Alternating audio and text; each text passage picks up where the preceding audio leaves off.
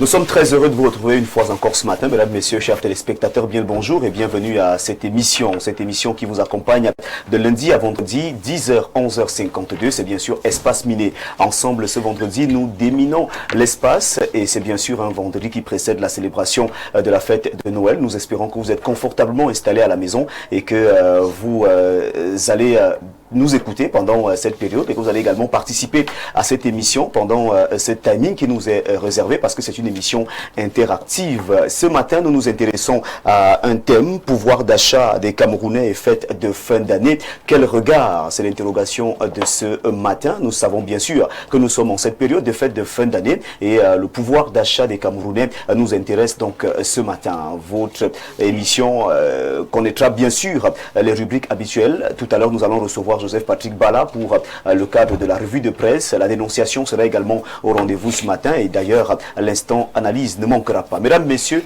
vous faites bien de choisir Info TV pour vous informer. Nous accueillons nos invités qui sont déjà confortablement installés sur ce magnifique plateau. Nous commençons par accueillir un habitué de ce plateau. C'est bien sûr le professeur Claude Désiré Noubissier qui est psychologue et qui nous accompagne tous les jours lorsque nous adressons une invitation à ce professeur, cet éminent professeur. Il nous fait le bonheur d'être là pour vous, chers téléspectateurs, parce que vous savez que nous sommes là pour non seulement vous informer, mais également pour vous divertir. Mesdames, messieurs, accueillons donc comme il se doit professeur Noubissier. Bien le bonjour et bienvenue. Bonjour, monsieur Bia, Vianney. Vous appelez comme le président Paul Biya. C'est un président de circonstances où ça a été comme ça. Parce qu'il y a des gens qui ont beaucoup de biens, ils ont créé une association. Oui. Des homonymes du chef d'État. Voilà, vraiment. C'est un plaisir d'être toujours là et c'est ma première fois de partager cette émission sans M. Parfa ici, à qui je dis un bonjour, à qui j'adresse un bonjour. Oui. Ne vous en faites pas, cette émission se déroule très bien. Cette émission, bien sûr, est là pour accompagner nos charmants et fidèles téléspectateurs. Et comme je le disais encore, c'est un plaisir de vous recevoir une fois encore ce matin. Merci beaucoup, le plaisir est partagé. Je profite également pour saluer les copanélistes avec qui nous allons débattre. Oui. Et saluer également vos millions de téléspectateurs qui de temps en temps nous font le plaisir de nous suivre et de nous écouter. Et aussi de participer, comme on l'avait dit, en envoyant des SMS pour nous dire quels sont leurs points de vue et quelles sont leurs pensées aussi. Alors, vous avez fêté Noël en famille. J'aimerais d'abord savoir si vous fêtez Noël. Oui, j'ai fêté Noël. Moi, je suis un fervent chrétien. Moi, je crois en Dieu. Je crois en Dieu. Je suis chrétien et les 25 décembre souvent sont des jours spéciaux parce que ce sont des jours d'adoration. Et après l'adoration, on fête en partageant un repas en famille. Oui. Aussi, quand on a les tout petits enfants, comme c'est mon cas, on les amène se balader et faire des manèges et autres, aller jouer et s'amuser. C'est ce que j'ai fait hier. D'accord. On peut donc dire que vous avez passé de bons moments en famille. Des très très bons moments en famille. J'ai profité également pour rendre visite à mon petit frère, à qui j'adresse également un bonjour, qui a bien voulu marquer chez lui. Et c'était un moment très festin et très festif aussi. Merci. En face de vous, nous accueillons donc un autre enseignant. Il est professeur de lycée et collège. Il est à sa première participation à cette émission Espace Miné. Eugène Valérie Mbongo. Bien le bonjour et bienvenue. Bonjour Théophile Vianney Biya et merci pour l'invitation. Vous également, vous avez certainement fêté Noël en famille. Il faut dire que cette émission vous accueille pour la toute première fois. Vos impressions? Oui, c'est la toute première fois que je prends part à votre émission Espace Miné. Oui. Je me réjouis déjà du simple fait que je suis ici avec des copanélistes que j'ai l'habitude de suivre à distance. Oui. C'est des aînés, le professeur, le journaliste, également l'aîné qui est là. J'espère tout simplement que vous serez satisfaits et que vos millions de téléspectateurs aussi ne seront pas déçus pour cette première invitation. En parlant, n'est-ce pas, de la fête de Noël, c'est la nativité. Comme l'aîné le disait si bien, on a passé la fête de Noël en famille parce que nous sommes d'abord chrétiens. Oui. C'est une fête pour les enfants, c'est une fête de partage, de communion. Et je pense que après là, on ne regrette pas, tout s'est passé comme ça a été prévu en famille. Très bien. C'est donc un plaisir d'être avec vous sur ce magnifique plateau. Comme vous l'avez dit, nous espérons que vous allez également effectuer un magnifique séjour parce que vous allez séjourner à Info TV jusqu'à 11h passées de 52 minutes. Soyez sans crainte. À côté de vous, donc, Bertrand Tchenkam est déjà confortablement installé. Il maîtrise les sciences dures, il est journaliste et il est un habitué de ce plateau. Il est aimé des téléspectatrices. Bien le bonjour, Bertrand Tchenkam. Bonjour également à toi, Théophile Vianney-Bia. Bonjour à l'endroit des Kidam, des Rastaquaires et des Tantampions qui nous regardent. Un bonjour amer à l'endroit des fossoyeurs de la République, ces faucons qui ont pris en otage notre pays et qui, au lieu de servir, ont décidé d'asservir et de se faire servir. Ils ont fait de notre pays une poudrière, notre pays un lambeau. Et ça laisse à désirer. J'ai fait un morceau choisi comme ça pour les tantampions qui nous regardent. Je vous dirai la vérité. Sans trêve, pour l'honneur de servir, pas pour servir, pas pour me faire servir, sur ce chemin à la plus à propos. Je vous dirai la vérité, dépouiller des bariolages qui rendent grotesques et faux les gestes des hommes. Font durant cela après avoir abandonné les vieilles habitudes dans les ronces des chemins inutiles. Je vous dirai la vérité, car je déteste les gros ventes, les grands mots, les cartes par les destins mal ficelés, des inconvénients étalages de l'or et les pestes fumées d'encens aux puissants. Je vous dirai la vérité, délivrer des mythes et des mirages, avec la seule pureté de mon désir de ne plus cacher cette lâcheté et cette mesquinerie innée qui me trahissent et me laissent dans les voies fébriles et stériles. Je vous dirai la vérité, loin de ces discours tonitruants, ressemblant parfois aux chroniques anachroniques, avec cette pitié qui me vient du tréfonds des racines de l'instinct et qui peut incendier le monde pour réchauffer les affamés. Je vous dirai la vérité, comme on berce un bébé avant la voix rauque de la colère de l'amour, tout en laissant dans la bouche le foie des balles de l'autre amertume, d'une autre soif qui ne s'étanche que dans un fleuve sans eau. Je vous dirai la vérité, je me tais, mais j'y reviendrai. Signé Bertrand Tchenkam, journaliste expert en sciences dures, porte-parole des Kidam, des Rastaquaires et des Tantampions qui nous regardent. Je voudrais aborder la casquette d'Aimé Césaire dans le cahier d'un retour au pays natal. Je voudrais la voix des sans-voix et l'espoir de ceux-là qui sombrent dans le cachot du désespoir. Les Camerounais misère pour la plupart. Ils souffrent dans leur chair. Regardez un peu cette fête. Elle est naze. Les gens ont de la peine à manger de la viande. J'avais des enfants se prostituer devant les bâtiments pour commander le poisson. Alors ceux qui devaient venir manger du riz chez vous sont passés hier? Ils sont passés. Il y avait plus de 50 enfants. Des gens venaient là, on croyait qu'on était en crise entre l'Ukraine et la Russie. Les gens mangeaient le riz pour la première fois dans leur vie parce que c'est devenu tellement cher.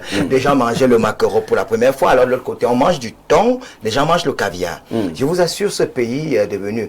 J'avais supplié ce régime de démissionner, mais en réalité, ils ne veulent pas démissionner. Ils sont là, ad vitam aeternam. Mais l'Éternel nous regarde. Merci Bertrand Tchenkam d'être là ce matin et merci de répondre à notre invitation. Eh bien, en ce moment, nous ne pouvons que recevoir celui-là qui est bien sûr notre invité permanent. Il est journaliste et il est avec nous sur le plateau. Il est également écrivain et auteur. Alain Douc, bonjour. Bien le bonjour Théophile Vianney. C'est un plaisir d'être là. Oui. J'ai la voix un peu enrouée. Vous le savez, j'ai eu énormément de poussière ces derniers temps. Donc du coup, je suis un peu allergique, mais j'espère que le rendu pour nos téléspectateurs ne sera pas mauvais. Je profite donc de l'occasion pour les saluer. Ils sont en milliers à travers le monde et qui nous regardent sur les différentes plateformes numériques d'eux-mêmes. Je salue les co-discutants déjà installés. Oui. Donc je vais faire économie de parole. Bertrand Tchenkam a été prolixe. Merci. Alors, je crois qu'il y a une pharmacienne qui se chargera de s'occuper de vous pour que vous puissiez retrouver l'éclat de votre voix. Je vais me permettre de... J'ai même une potion pour lui. Ah, d'accord. Vous savez, j'ai fait aussi... Ils n'ont pas besoin de faire un tour à la pharmacie. La pharmacopée, il y a beaucoup de bonnes choses dans la pharmacopée. Une petite potion magique pour lui. Il va sortir de ce bourbier, ce cacan, peut-être cette ritournelle du désespoir. 30 minutes et les choses reviendront à la normale. Bertrand voit le désespoir partout. Oui. Je tiens quand même à te dire que la grippe, désespoir. S'il y avait pas, c'est un processus de désintoxication. Non, s'il y avait le goudron, tu n'aurais pas eu quand même la poussière. Hein. Il trouve un moyen, il trouve toujours un moyen, ces gars. Vraiment. S'il y avait un goudron. Vraiment. C'est une réaction immunitaire. Vraiment. Bertrand, tu es calme. Mais Alain Douc, il faudra accepter la potion de Bertrand. Non, je vais la prendre. Il n'y a pas de problème. Mesdames, messieurs, vous faites bien de choisir Info TV. On se retrouve tout à l'heure pour la balade en kiosque.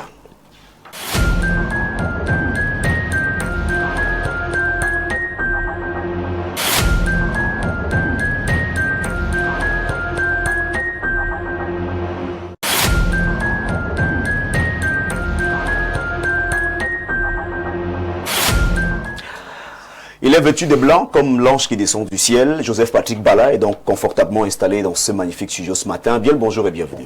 Bien le bonjour TVB, bien le bonjour à tous les panélistes qui sont triés sur le volet. Très heureux d'être sur le plateau ce matin, après la fête de la Nativité.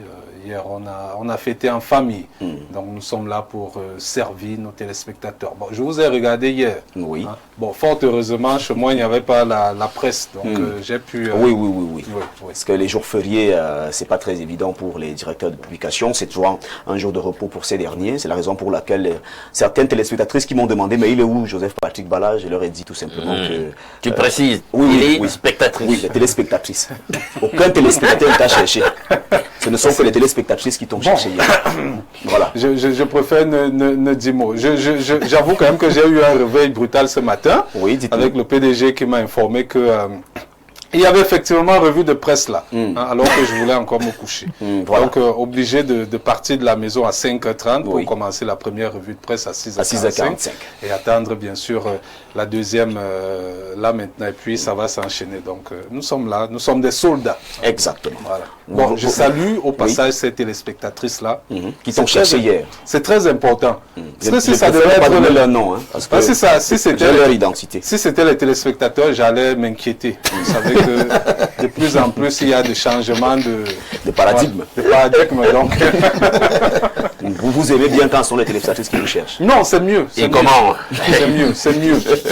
Ça reflète la société actuelle. Oui. Ok. On peut faire à l'endroit qu'à l'envers. Bon. Eh bien, lorsque vous voyez Joseph Patrick Bala sur ce plateau, sachez tout simplement qu'il va nous amener du côté des kiosques. Il a effectué un tour ce matin, très tôt le matin, il s'est levé pour aller collecter pour nous quelques journaux. Il nous donne donc la quintessence de l'information parue en kiosque ce matin. Eh bien, Théophile Vianney-Bia, on va s'intéresser à une dizaine de journaux, notamment le journal Maison, Info Matin, du très respecté et respectable Dieudonné Mveng, le quotidien qui est en kiosque. Il parle bien sûr de cette crise post-électorale. Une crise post-électorale, oui. Oui, une crise post-électorale. Voilà, le journal nous fait donc savoir ce matin que... nous informe qu'Atanganji appelle donc les avocats à faire preuve de responsabilité. D'ailleurs, l'échange franc s'est tenu ce 22 décembre ici à Yaoundé avec le bâtonnier de l'ordre des avocats. Il faut également noter que le ministre de l'administration territoriale a dénoncé les chiffres contradictoires diffusés par certains médias et membres de l'ordre afin de jeter du discrédit sur le scrutin présidentiel.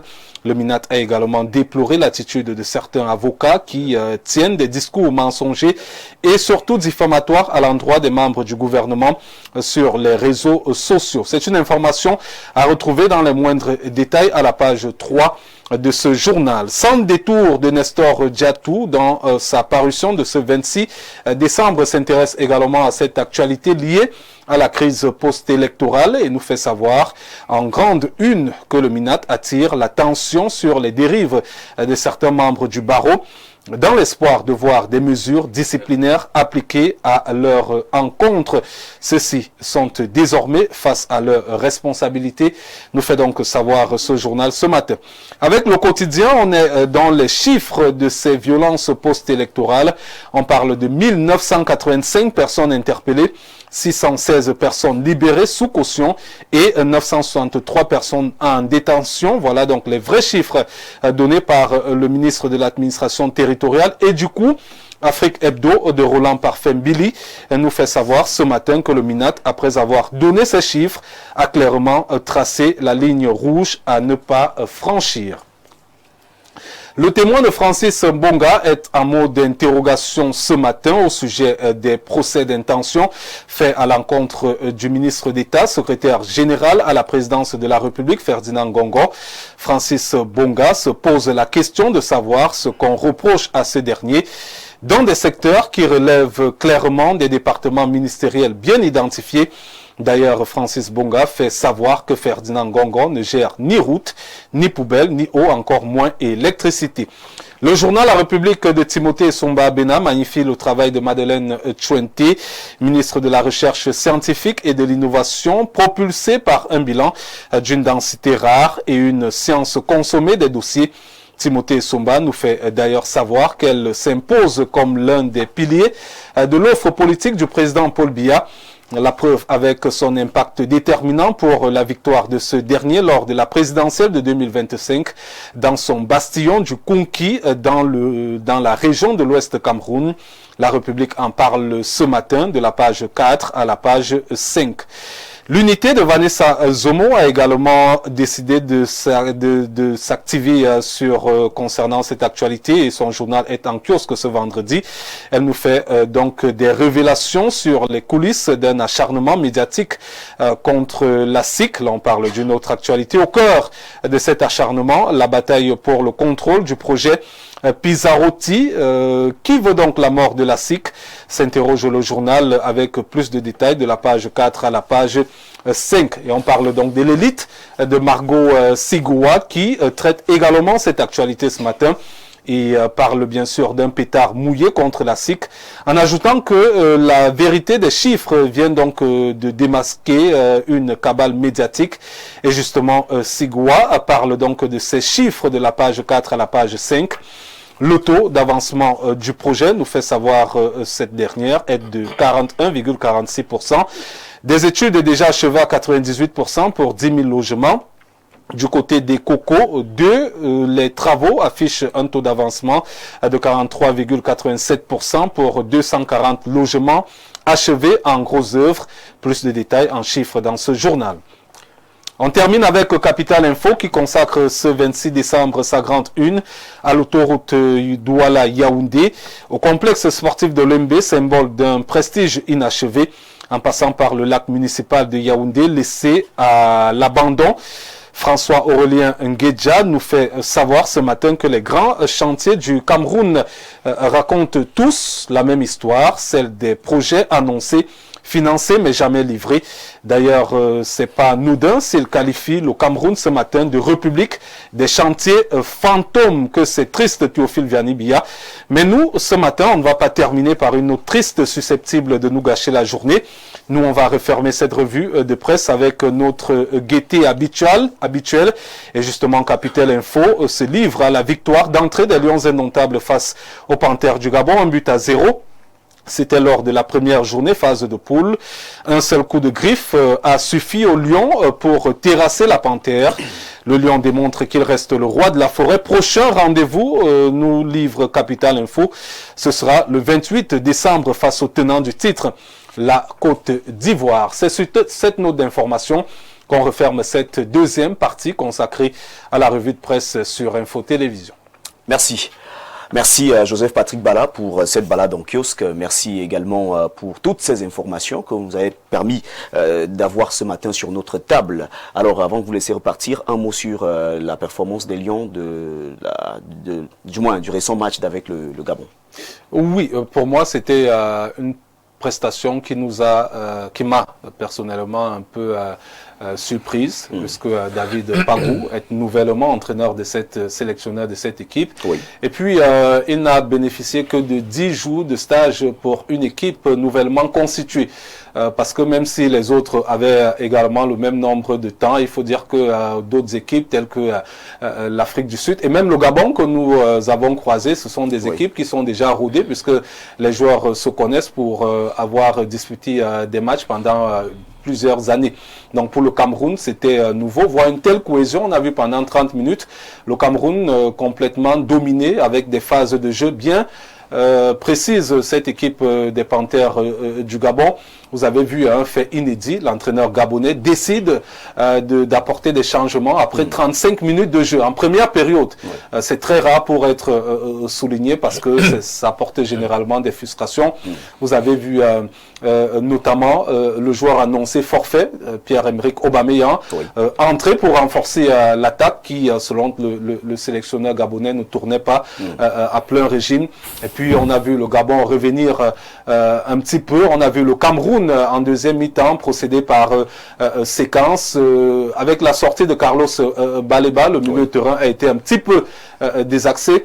Mais le Cameroun a su faire ce que le Cameroun ne faisait pas depuis plusieurs années, c'est-à-dire tenir un score d'1-0 jusqu'à la fin. On a vu surtout des jeunes En défense centrale, Samuel Koto, qui a moins de 25 ans. Chez Malone, qui pallie au forfait de Jean-Charles Castelletto, qui est titulaire d'entrée, qui évolue en Algérie, dans le continent africain, qui tient la baraque. Et puis le capitaine Noutolo, des jeunes tels que Arthur Avom, première Coupe d'Afrique des Nations. D'ailleurs, 70% de cet effectif dispute cette Coupe d'Afrique des Nations pour une première fois. Donc c'est à féliciter, c'est à saluer. On essaiera de voir contre la Côte d'Ivoire si l'équipe va monter en régime, si l'équipe va bénéficier. D'ailleurs, on a félicité le staff technique puisqu'on annonce le retour de Carlos Baleba, plus de peur que de mal, qui sera là pour la rencontre face à la Côte d'Ivoire dimanche prochain. Merci. Donc, on ne peut que dire félicitations à ce groupe en espérant que les résultats vont te suivre par la suite. Excellente journée, Joseph Patrick. Excellente journée à vous, TVB.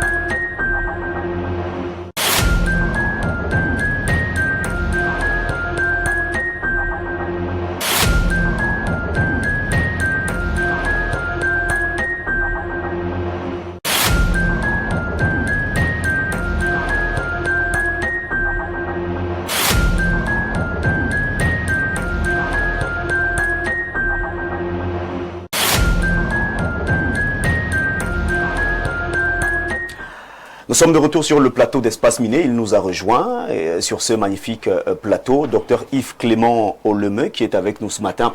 Bien le bonjour. Bonjour mon cher Vianney. C'est un plaisir de vous retrouver ce matin. L'office ou bien l'homonyme du grand boss. Ah, ça. J'espère que tu as toujours des salutations, bien des revenus par rapport à ce nom que tu portes. Des salutations ou des revenus, il faut dire que je porte le nom de mon feu grand-père. Si tu ne portes pas le nom je porte le nom de mon feu grand-père. Voilà, donc, et donc vous comprenez que ça peut me valoir ce que ça peut me valoir de temps en temps, de temps à autre. Effectivement. Des coups que je peux recevoir aussi de temps en temps, de temps à autre, parce que, comme je le précise encore ce matin, mon feu grand-père s'appelait Bia Abben Théophile. Et donc, je porte le nom de mon feu grand-père, Bia Théophile. Donc, vous comprenez. Loin de ce que pensent les uns et les autres. En tout cas, tu es béni avec un grand nom. Voilà, merci. Voilà, donc, je rappelle que vous êtes spécialiste en médecine chinoise et qu'en cette période, vous êtes très sollicité parce que c'est la période des fêtes de fin d'année où les familles sont beaucoup plus concentrées à la maison, la consommation augmente et tout le reste. Vous accompagnez également les familles en cette période avec votre médecine. Oui, on accompagne les familles en donnant également déjà beaucoup de conseils. Oui. De ne pas manger en désordre. Il est vrai que les enfants, on ne va pas leur interdire. Hein. C'est le moment où les enfants bien sûr, se gavent. Se gavent vraiment. Il y a à manger matin, midi, soir. Et c'est un moment de joie pour les parents d'ailleurs. On se prépare durant toute une année et en attendant Noël arrive. Oui. On achète des présents aux enfants, des cadeaux. À manger aussi, il y en a assez. Mais sauf que les parents, on leur demande, n'est-ce pas, de toujours bien cuisiner, n'est-ce pas, des repas, ne pas offrir des repas aux enfants, même à eux-mêmes, qui ne sont pas bien cuits, et les préparer également avec beaucoup d'hygiène. Oui. À défaut, ils auront des indigestions au lendemain de la fête de Noël, comme nous sommes aujourd'hui le 26. Oui, il y a également le Nouvel An qui arrive. Donc d'éviter, n'est-ce pas, d'avoir des problèmes d'indigestion. Oui. Et dans les familles, en cette période, on dit habituellement que c'est la journée nationale, la journée internationale du réchauffé, des nourritures réchauffées. Des nourritures réchauffées.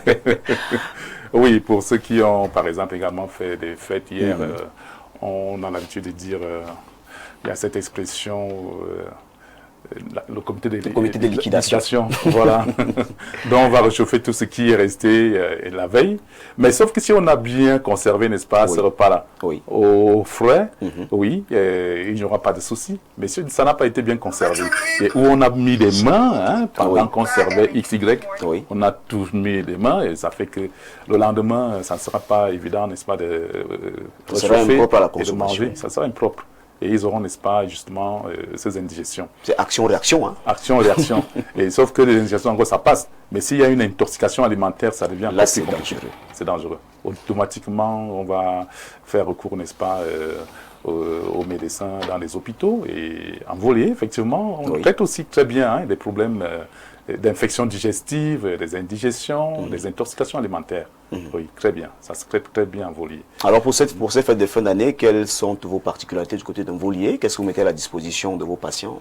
Alors on a mis à la disposition de nos patients beaucoup plus des soins légers, des massages pour surtout que ce massage-là, j'ai dû offrir gracieusement, n'est-ce pas, les massages. Oui.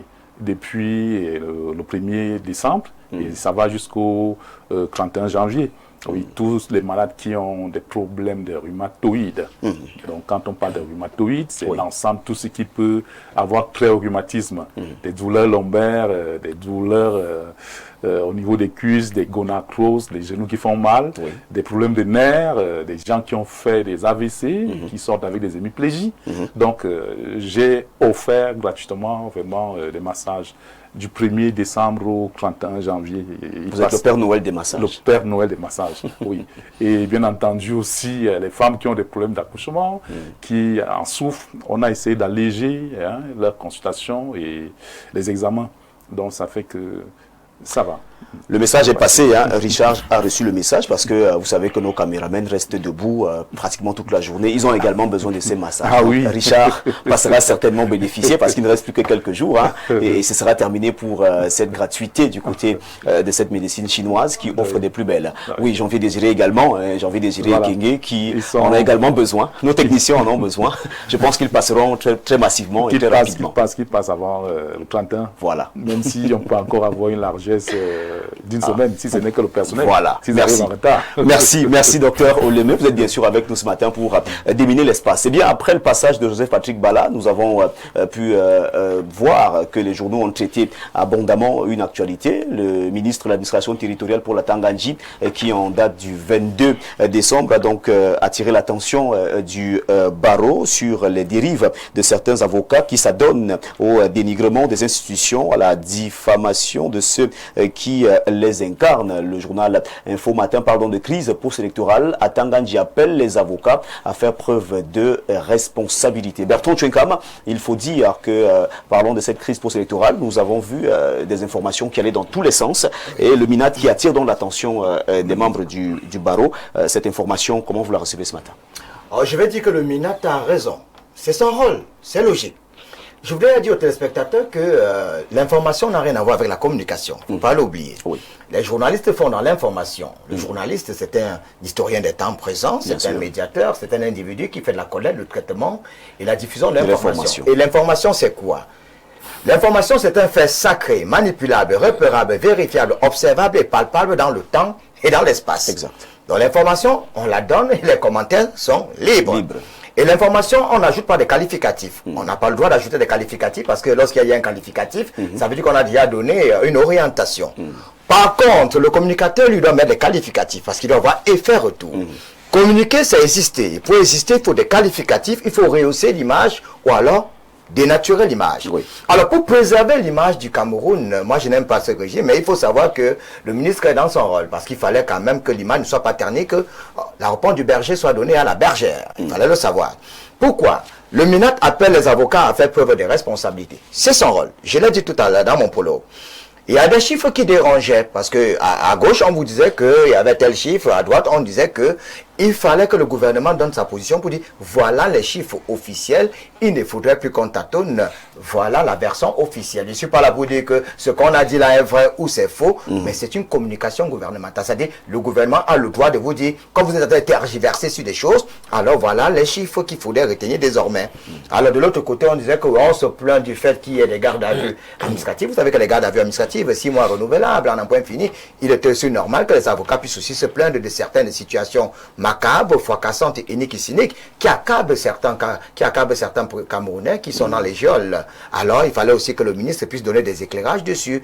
Donc, c'était une communication entre les deux parties pour que les responsabilités soient trouvées et pour trouver le juste milieu. Et en dehors de ça aussi, on parle aussi de la situation des droits de l'homme. Que ce soit du côté du gouvernement ou du côté des avocats, il faut reconnaître que la situation des droits de l'homme au Cameroun laisse un peu à désirer. On se souvient d'un député qui est passé des visas à Tepa qui a été tué. On se souvient des préfets. Il y a eu des gens qu'on a tués. Personne ne peut être fier de savoir que pour être allé dans une certaine région du pays, que des individus soient passés des visas à Tepa. Que ce soit du côté du gouvernement ou du côté des avocats du Cameroun, tous ont condamné cela. Il fallait trouver le juste milieu pour que de tels phénomènes malheureux ne puissent plus être d'actualité. Parce que malheureusement, la situation à pignon sur rue, il nécessite une attention particulière. Maintenant, quand on prend par exemple le cas des incompréhensions, il y a eu quand même des incompréhensions entre certaines des choses. Parce que je me dis aussi que gérer, c'est prévoir. On a beau détester le ministre de l'administration territoriale, parce que moi particulièrement, je n'aime pas le régime du renouveau, parce que ce régime brille par son incapacité à gérer notre pays, mais pour sa sortie, je dois dire que parfois, il faut des sorties pareilles pour qu'on puisse avoir quand même la réponse du berger à la bergère. Et, même si ça ne va pas nous plaire, mais qu'on puisse avoir des éclairages au moins dessus. Merci. Dans le journal Info Matin, on peut également retrouver cette note du ministre de l'administration territoriale pour la Tanganji.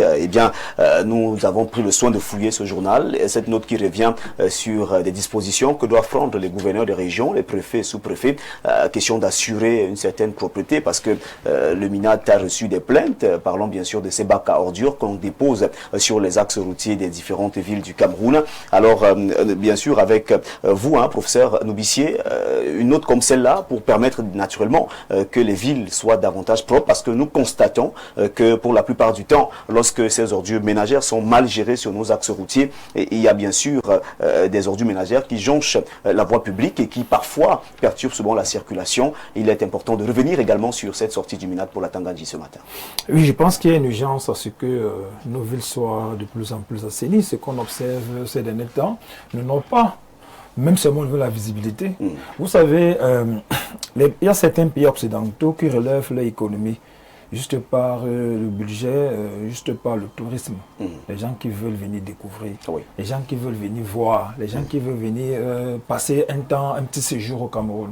Mais alors, est-ce que ces images-là peuvent encourager ce type de personnes qui voudraient vraiment venir au Cameroun et nous savons tous que leur venue au Cameroun doit avoir un impact sur le plan de nos recettes, sur le plan de notre budget. Bon, notre économie doit être asphyxiée avec ce que nous voyons. C'est-à-dire que maintenant, sur le plan sanitaire, ça ne nous pas. Vous voyez que M. Alain nous disait tout à l'heure qu'il a une grippe, il ne sait pas l'attraper, ça peut être dû à tout cela. Bon, la communication du ministre va dans le sens d'assainir et beaucoup plus, mais ce qui fait un peu le réveil de la médaille, c'est que quelles sont les dispositions que l'État du Cameroun prend pour que nous n'assistions plus à ce genre de spectacle-là? C'est la question que je me pose en tant que scientifique cette fois-ci, parce que on a présenté les décors, mais quelles sont les solutions? Ça dure, ça fait 2-3 ans que nous vivons les mêmes ambiances. On va vous dire, Isaac est en difficulté, il ne paie pas son personnel, l'argent qui est alloué à ça, il n'a pas reçu, on vous dit, les mairies vont prendre ça sur elle. Mais qu'est-ce qui fait problème de nos ordures?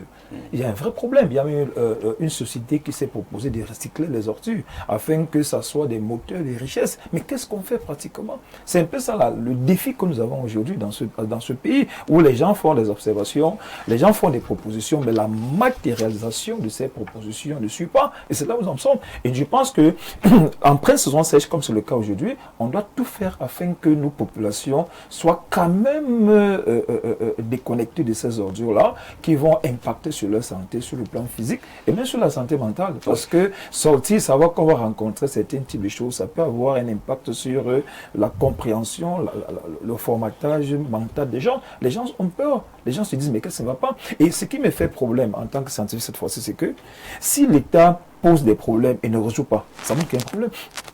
Parce que c'est l'État qui doit résoudre Ce n'est pas une personne. L'État doit être capable de résoudre les problèmes élémentaires, comme c'est le cas des ordures. Bon, la sortie du ministre de l'administration territoriale me semble être adaptée et contextualisée. Mais moi, ce que je vais dire en tant que scientifique, c'est qu'on attend plus des actions concrètes. Il faut passer à l'action. Il faut passer à l'action. Ça fait 2-3 ans. Yaoundé n'est plus cette capitale qui fait rêver.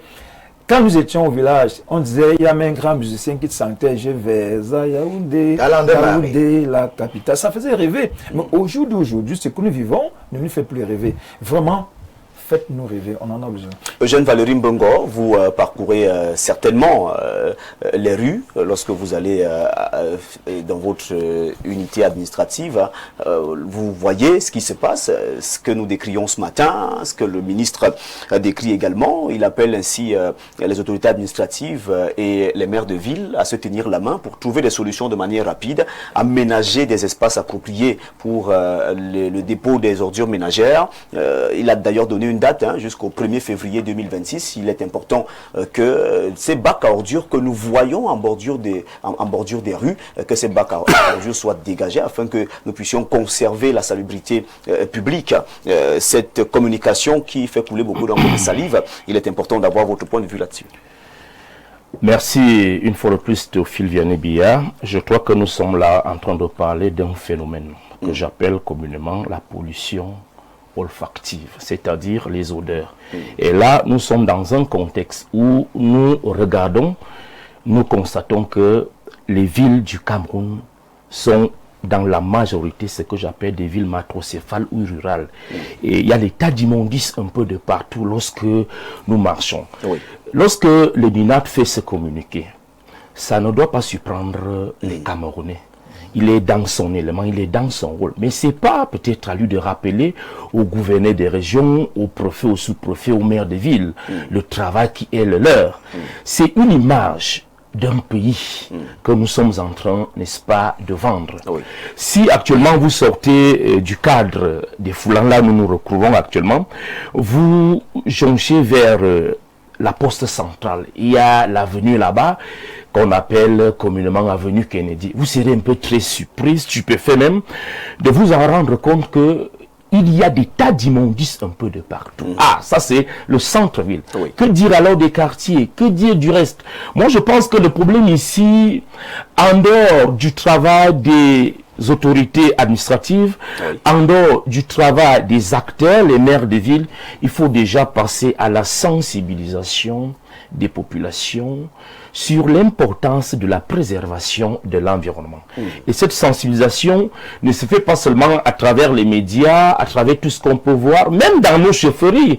Les chefs traditionnels peuvent également jouer ce rôle parce que nous constatons que les gens ne sont pas suffisamment sensibilisés sur l'importance de la préservation de l'environnement. Et puis la ville, comme on le dit, c'est quelque chose qui peut nous permettre, n'est-ce pas, de faire venir les investisseurs dans notre pays lorsque la ville elle est propre, lorsque le cadre est convivial. Je crois que tout peut évoluer et comme je suis en train de le dire, c'est un problème de mentalité au-delà de tout ce que l'État peut faire. Parce que, pourquoi je le dis?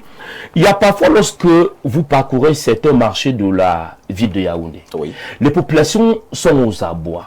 Elles revendiquent, elles réclament. On a besoin de ci, on a besoin de ça. Parfois, l'État dit, je vous ai compris. Lorsque l'État dit, je vous ai compris, on vient avec les bacs. On vient avec tout, on essaie d'assainir le milieu. Mais vous voyez un bac à ordures positionné là. Le bac est vide, mais quelqu'un vient verser les ordures à côté du bac. Là, à un moment donné, c'est un problème de mentalité. Donc, que le MINAT continue à travailler comme d'habitude. Il est dans son rôle, il est dans son élément et que les autorités administratives, gouverneurs, préfets et sous-préfets prennent également le relais. Alors, docteur Oulemé, on parle ici d'un problème assez important. Bien sûr, ça ne fait pas beau lorsqu'on essaie de parcourir nos axes routiers. Lorsque vous faites un tour ici, juste à côté, à l'école publique des Foulanes, vous allez vous rendre compte qu'à côté de l'école, il y a 2 bacs à ordures. Ça veut dire qu'à l'extrémité droite, à l'extrémité gauche, vous trouvez donc 2 bacs à ordures. À côté, nous avons 2 écoles, parce que c'est la route qui sépare les 2 écoles. C'est une école publique où il y a beaucoup d'enfants qui viennent là. Et donc, nous avons des bacs bacs à ordures installés là. Il y a des fois, lorsqu'on n'a pas vidé ces bacs, vraiment c'est insupportable. Que dire de la santé de ces enfants qui passent des journées dans cette école, dans cet environnement-là? C'est assez compliqué. Il est vraiment urgent que nous puissions, d'après ce que nous dit, parce que le MINAT a précisé ici que les zones qu'on doit aménager pour le dépôt des ordures doivent être identifiées. Vous comprenez en ce moment que les chefs traditionnels doivent entrer en scène, parce que beaucoup vont se poser la question, qui va donner sa parcelle de terrain pour qu'on aménage pour déposer des ordures ménagères. C'est une affaire de tous. Oui, c'est une affaire de tous. Mais moi, je ne parlerai pas tout simplement que des ordures. Hein. Oui. Nous allons commencer certainement à voir le problème des rigoles, oui. Oui, qui ne sont pas curés. Oui. Et il y a un problème général. Je ne sais pas si c'est au niveau du gouvernement, ou alors, et comme c'est le gouvernement qui dirige, ça veut dire quand on parle, même quand on va parler, n'est-ce pas, du maître central ou du gouverneur. Non, tous, n'est-ce pas, sont régis par le programme gouvernemental. Si le gouvernement, n'est-ce pas, ne donne pas une impulsion quelconque, n'est-ce pas, pour assainir, mettre de la propriété, l'hygiène, n'est-ce pas, dans un pays, rien ne peut marcher. Nous avons aujourd'hui, n'est-ce pas, depuis le mois d'août ou septembre, vous avez observé qu'il y a eu un espoir d'entretien routier à Yaoundé, où on a décapé, n'est-ce pas, le goudron qui nous aidait certainement à rouler un peu. Mais on a décapé et on a abandonné, n'est-ce pas, ces routes-là. Oui, un peu partout. Je prends l'exemple tout simplement au niveau, moi je travaille ici, à la basilique en Volier, où on a abandonné, n'est-ce pas, toute une route. Et cette poussière-là nous donne, n'est-ce pas, des maladies. Oui, des maladies énormes. Nous avons régulièrement, n'est-ce pas, la grippe. Vous parlez de l'axe qui va vers le Carrefour Vogt. Vers le Carrefour Vogt, oui. Nous avons également la route qui est au niveau du Club France. Oui, et qui va vers au Lézois. Elle est totalement impraticable. Avec une petite voiture, vous ne pouvez pas accéder. Si nous prenons également, n'est-ce pas, les cas de nos quartiers là-bas, nous vivons la même chose, où la poussière. Alors, est-ce qu'il y a un problème d'organisation, de communication sur chacun des membres du gouvernement qui doit faire quoi et qui initie quoi pour qu'on arrive, n'est-ce pas, à vivre, n'est-ce pas, cette souffrance-là? Parce que les ordures, il est impossible de contenir les ordures dans un pays. Oui, plus on consomme, plus il y a des ordures. Il faut donc les exploiter. Il faut les exploiter, il faut aménager des espaces. Ce n'est pas aujourd'hui qu'on va parler. Moi, je laisse le cas des ordures parce que c'est chaque jour. Oui.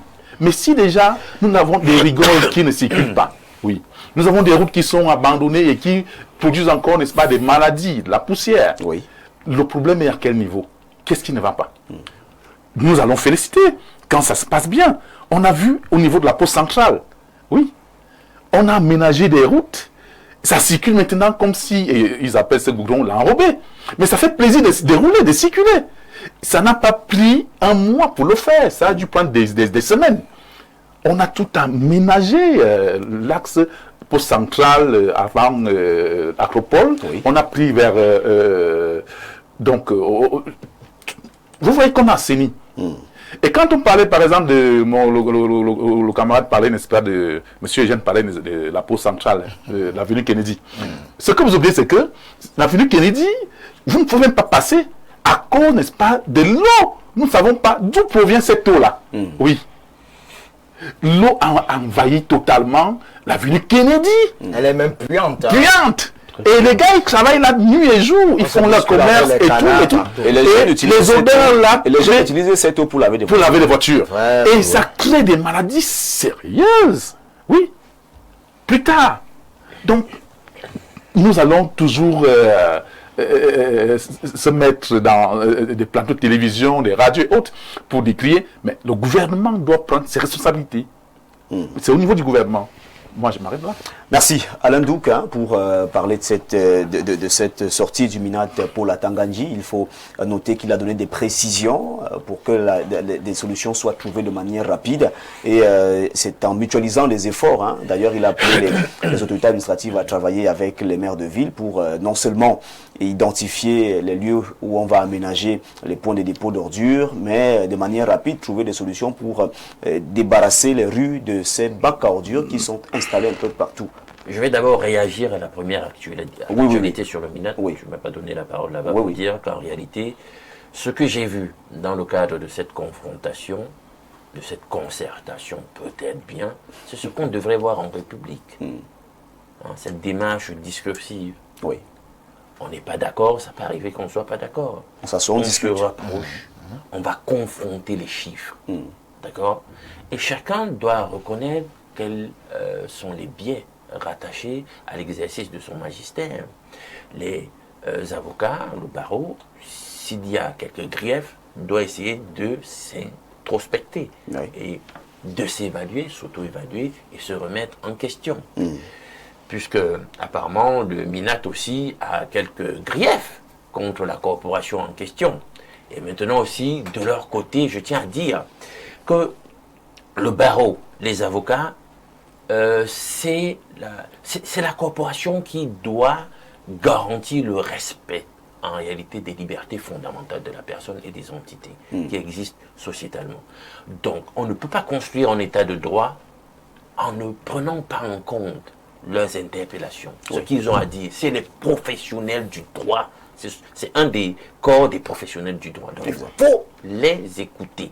Donc c'est bien, comme on a commencé à discuter, on va rapprocher des chiffres, il y a un brainstorming qui va être fait pour que chacun change sa façon de mener son magistère pour une plus belle construction de la cohésion nationale et de la pacification de nos rapports sociaux. Exact. Donc c'est bien.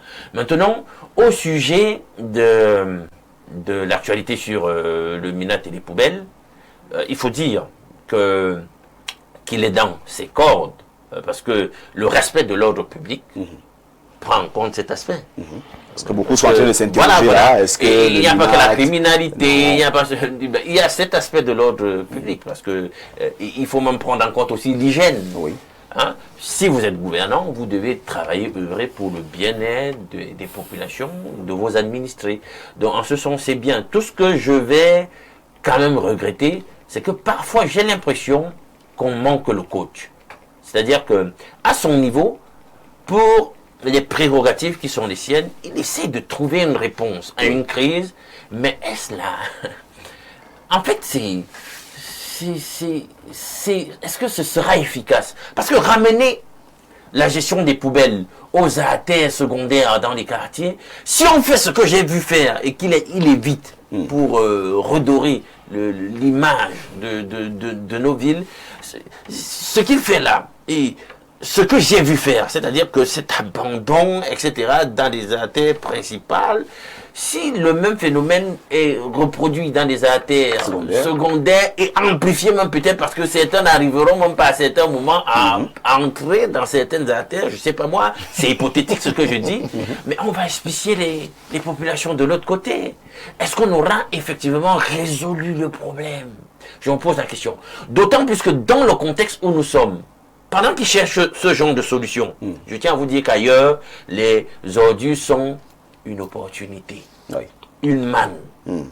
Mais nous sommes en pleine crise énergétique. On dit que ce qu'ils appellent les hydrocarbures, là, les énergies fossiles. Il y a le biogaz. Sont quand même à des coûts, on le sait. Il y a toute une ingénierie fiscale qui a voulu qu'on asphyxie les Camerounais avec le pied à la pompe dans un certain nombre de choses. Donc, on devrait réfléchir dans le sens de produire d'autres types d'énergie. Or, ailleurs, on exploite cet aspect-là à fond pour produire des biocarburants, les biogaz. Et d'ailleurs, on n'a pas de route. Hein, vous avez vu l'état de... En d'autres circonstances, d'autres s'en sont plaints, l'état de la voirie. Or, ailleurs aussi, on utilise les mêmes poubelles et leurs composants pour une nouvelle ingénierie dans la façon de concevoir la structure des routes. Hein? Les matières plastiques associées dans la composition de... Il y a tout ça. Donc, pendant que les gens se projettent très loin, hein, dans la réflexion, nous, on est toujours dans des petites solutions qui, vraiment, à mon sens, si de façon ponctuelle elle porte quelques fruits, vous allez voir que dans la durée ça peut orchestrer un autre problème encore. Et c'est ça que je veux quand même, c'est le bémol quand même que je mets sur la chose. Merci Bertrand Djenkam, on va peut-être rajouter quelque chose. Oui, je voulais parler ici en tant que, vous savez, je suis biochimiste de formation avant d'être journaliste. Je voudrais dire que le gouvernement de Yaoundé est médiocre. Pourquoi vous Il faut appeler des gens comme nous qui avons fait la vraie école.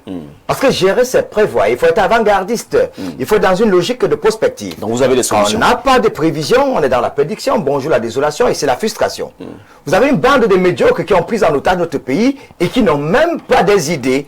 On peut faire avoir même les ordinateurs, c'est une opportunité même économique. Vous savez que récemment, le président de la République, on a offert aux communes de Yaoundé 269 millions de francs CFA par commune. Yaoundé a cette commune pour une population de 4,5 millions d'habitants. C'est-à-dire 4,5 millions d'habitants. On a donné à chaque commune 269 millions de francs CFA pour assainir la ville. Je n'ai pas dit pour toutes les communes. Chaque commune, 269 millions. Remarquez bien, il y a les petits enfants là, vous allez voir, ils sont en train de nettoyer un peu au quartier. Ça veut dire que le président de la République a eu le souci d'assainir la ville. Et les 269 millions de francs CFA, on devait remettre à chaque jeune 50 000 francs CFA par mois. Et dans chaque commune, on devait prendre au moins 200 à 300 jeunes. Ce qu'il faut retenir ici, c'est que le maire de la ville de Yaoundé est tellement médiocre. Et je suis sûr qu'il sera viré.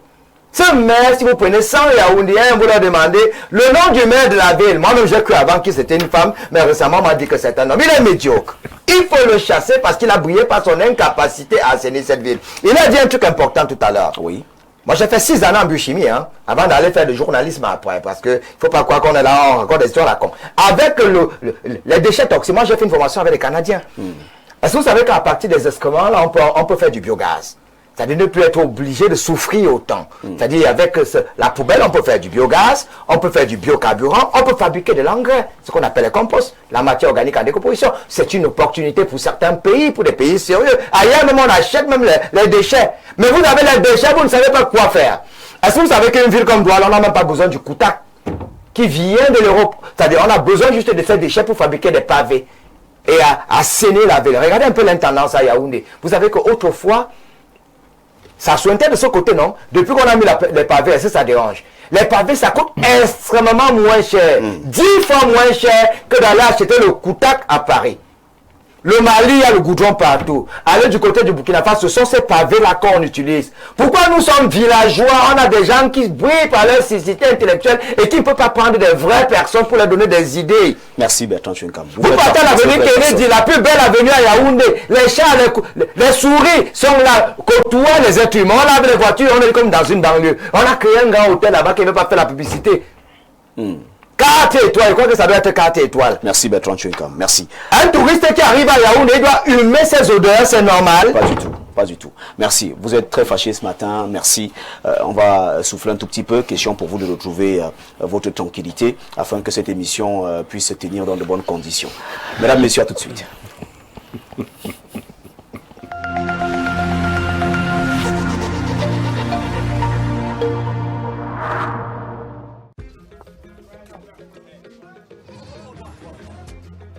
Excuse-moi, je suis arrivée.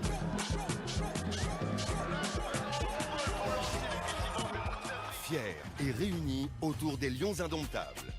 Avec Canal Plus Cannes, vivez tous les matchs commentés par nos meilleurs experts sur la seule chaîne 100% Cannes. Avec le décodeur HD à 5000 francs dès la formule Access. En plus, la parabole et l'installation sont offertes. Est obtenu au terme d'un processus rigoureux de filtrage et d'analyse, ce qui vous permet d'étancher votre soif en toute sécurité. Buvez l'eau minérale Bonis, buvez la vie.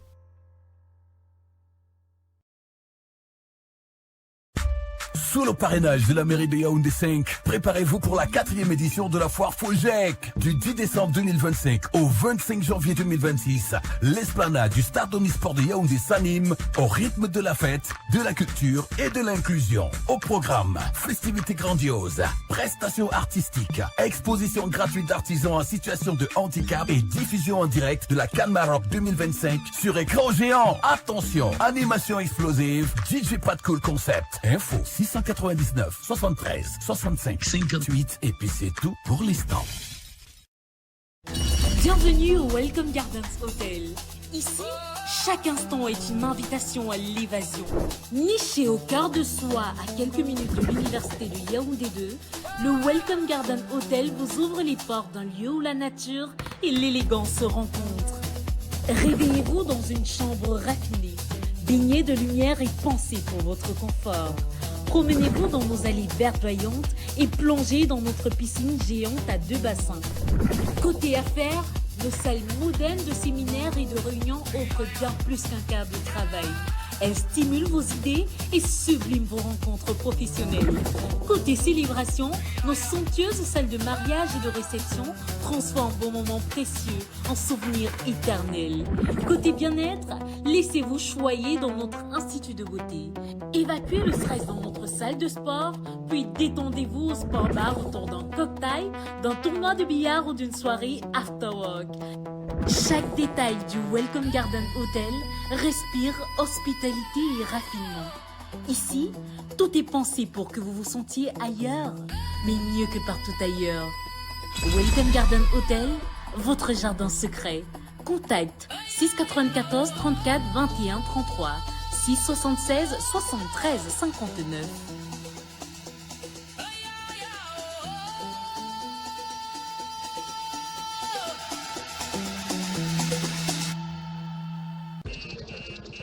La famille s'est réunie. Quel chaos. Ah, excuse-moi, je suis arrivée. Quel beau chaos. Les rivalités sont profondes, mon frère. Quand tu entends le bruit avant de le voir, tu sais que la famille est arrivée.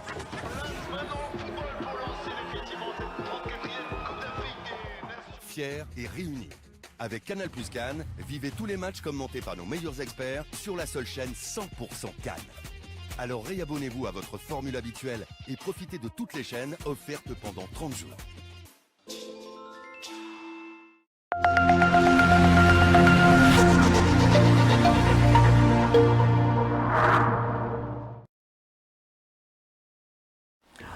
Merci à nos partenaires, merci à ceux qui nous font confiance. Nous faisons le job pour vous, mesdames, messieurs. C'était bien sûr l'instant de la publicité. Après donc cette partie consacrée à nos partenaires, voici à présent l'instant de la dénonciation sur Info TV ce matin. Et c'est une affaire d'Alain Douk. Voilà, la dénonciation de ce matin, elle porte, doit-on le dire, comme ça, sur les mœurs. Nous avons un compatriote, en réalité, qui a commencé avec des petits commencements, comme on dit. Il avait une relation avec une jeune compatriote. Oui. Bon, dans la débrouille, bon, il n'avait pas encore à ce moment-là ce qu'il faut. Donc, du coup, il donnait à sa copine ce qu'il pouvait donner. Et il a constaté que la jeune dame était quelque peu très cupide. Vous allez comprendre pourquoi. Bon. Elle, en parallèle, entretenait d'autres types de relations, en réalité, via les réseaux, des sites de rencontres et tout.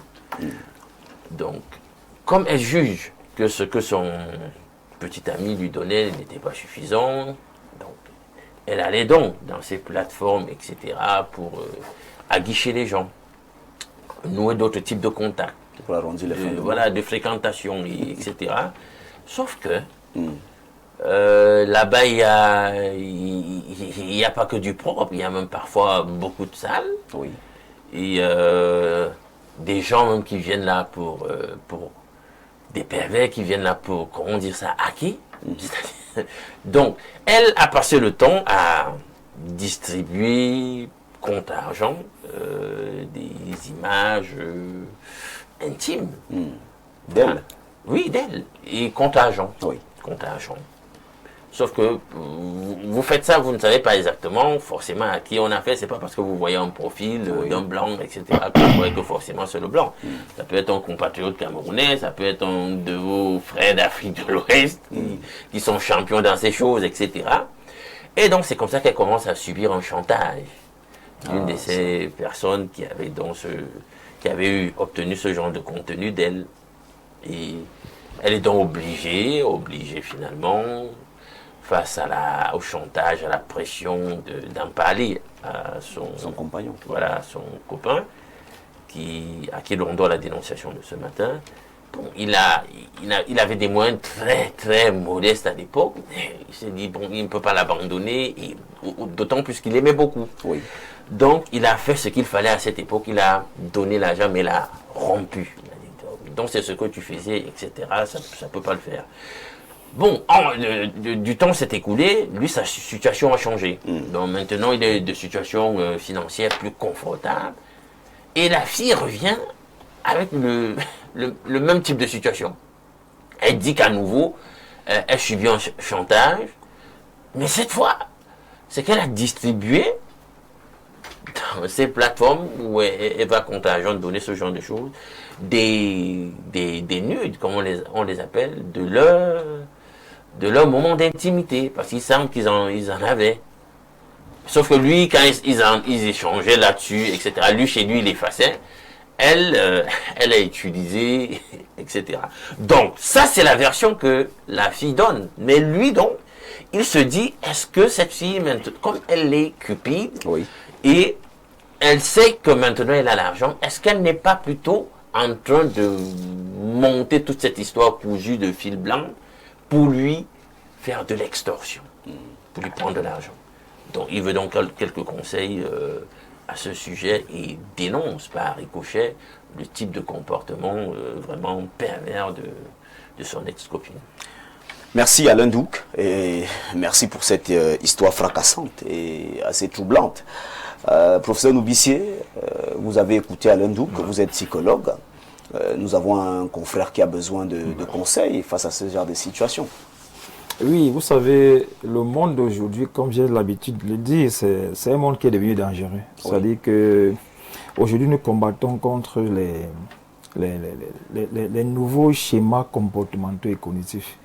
Monsieur Alain Douc a bien peut-être fait une analyse diagnostique en disant que cette fille est perverse. Bon, on va tout simplement dire qu'il y a trop de malades mentaux. Les gens sont malades de l'argent.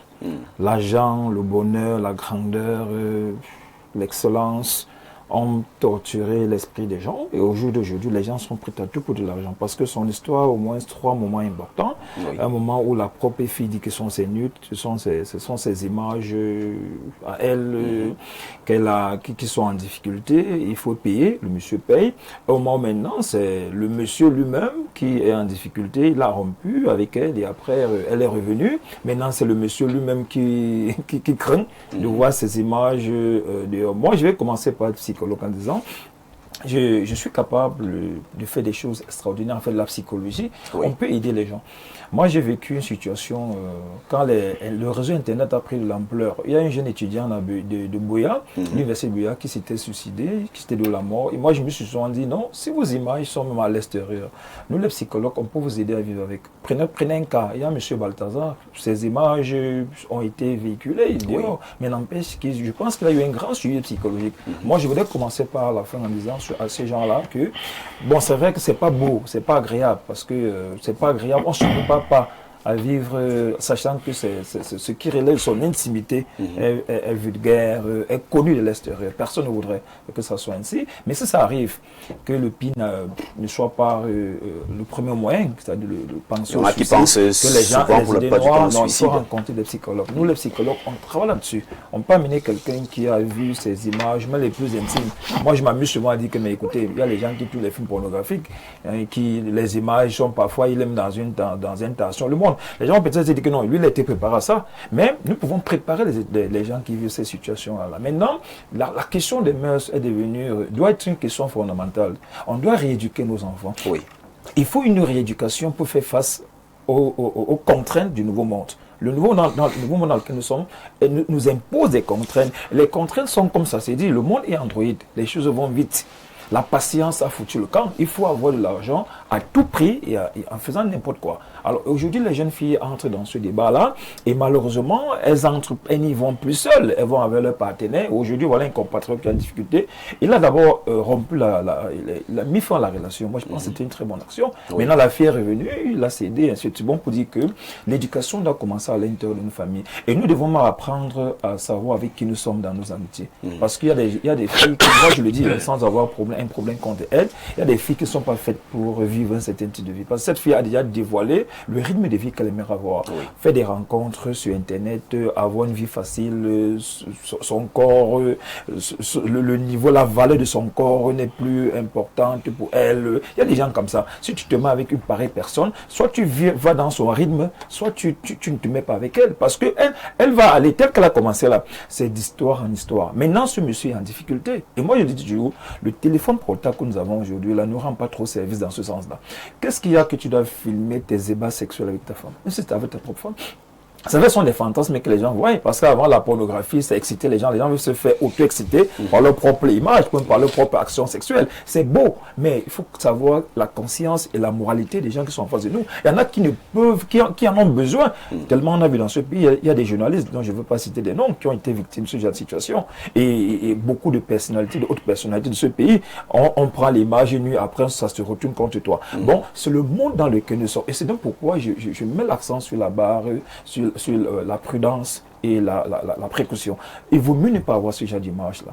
Parce que je ne suis pas sûr qu'un jour, ma propre image va être dehors, parce que je ne m'assume pas, je ne me mets pas dans ce genre de fantasme-là. Une fausse manipulation peut me faire en sorte que cette image se retrouve sur les réseaux de manière... Oui, avec l'IA. On sait qu'avec l'IA aujourd'hui, il se voit des images, surtout dans les deux. Mais ce n'est pas ta propre image. Quand tu sais que ce n'est pas ta propre image, c'est une image qui est fabriquée, ça ne te dit rien. Mais dans ce cas de figure, ce sont des images vraiment. Il faut savoir avec qui on se met en couple. Il faut avoir la psychologie de la femme avec qui tu es. Quand une femme te présente certaines situations plusieurs fois qui reviennent, il faut faire attention. Merci. Et cette femme dans une posture de manipulation parce qu'elle veut se faire de l'argent, elle se rend compte que le monsieur a prospéré, il vaut mieux... Là, avant, c'était son image à elle seule. Maintenant, comme c'est l'image de monsieur, il va falloir que le monsieur hausse un peu les enchères. La calotte doit augmenter. Bon, je m'adresse aux jeunes cette fois-ci pour leur dire, faisons attention, n'accepte pas que certaines de tes images se retrouvent dans un téléphone qui n'est même pas le tien. Et même quand ça sort dans ton propre téléphone, rassure-toi que tu as verrouillé ton téléphone de manière à ce que ça ne se retrouve pas dehors. Et malheureusement, si un jour ça se trouve dehors, ne pense pas au suicide, n'aie pas les idées noires, rencontre un psychologue et nous allons vous aider à vivre avec cette situation. Parce que notre contexte aujourd'hui, il faut qu'on prépare les gens à vivre sachant que ton image peut être nue même dans un taxi, tu peux la retrouver, même dans une rue, tu peux la trouver affichée. Et nous nous préparons là-dessus en tant que psychologue. Bertrand Tchinkom, nous voyons ce frère qui est dans cette situation aujourd'hui et qui est embarrassé, il a besoin de conseils. Non, il faut d'abord lui dire Ashuka. Ashuka, pourquoi? Parce que nous sommes dans un monde meurtri où les valeurs morales sont bafouées, les illégalités sont devenues des normes et les comportements à la fois immoraux et amoraux. Et malheureusement, dans ce monde de peine, de guerre et de guerre, Internet encore a gâté de plus en plus nos enfants et dans les Facebook, il y a beaucoup de vers et de pas mûrs. Les jeunes n'ont pas encore compris que le nouvel ordre mondial voudrait bien que l'ordre se fasse dans le désordre. Et lui aussi, il a voulu se mettre dans cette mouvance. Aujourd'hui, il demande des conseils à Ashuka. Donc je vais te dire que René Dumont, dans un de ses ouvrages, disait que l'Afrique noire est mal partie. L'Afrique, on n'arrive pas à achever notre puberté. On croit que tout ce qui vient de l'Occident, c'est bien. Des esclaves des temps modernes, et c'est la raison pour laquelle Fanfanon a commis un autre ouvrage intitulé Peau noire, masque blanc. Avant d'être blanc, aujourd'hui, on avait d'abord été noir. On a été tous à la Sorbonne, on a fait de longues études, mais nous sommes d'abord africains. Est-ce que vous savez aujourd'hui que dans les Facebook, aujourd'hui, les gens mettent le nude? Est-ce qu'il est normal, monsieur le psychologue, puisque nous sommes tous malades, que pendant les ébats sexuels qu'on filme, on filme quoi? C'est pas de la sorcellerie? À l'époque moyenâgeuse, on éteignait même la lumière. On n'arrivait même pas à se voir en face. Moi, aujourd'hui, les jeunes sont tellement intelligents, ils mettent des caméras pour s'observer, pour voir leurs performances. Et ça fait comment pour se retrouver sur les réseaux sociaux? Alors, si je décide de vivre dans la modernité, il faut comprendre que le Cameroun fait partie des 10 pays où le taux de suicide est revu à la hausse. Et je crois que vous le savez bien. Alors, ça cause des événements macabres comme ça, fracassants, iniques et cyniques, et qui nous accablent désormais.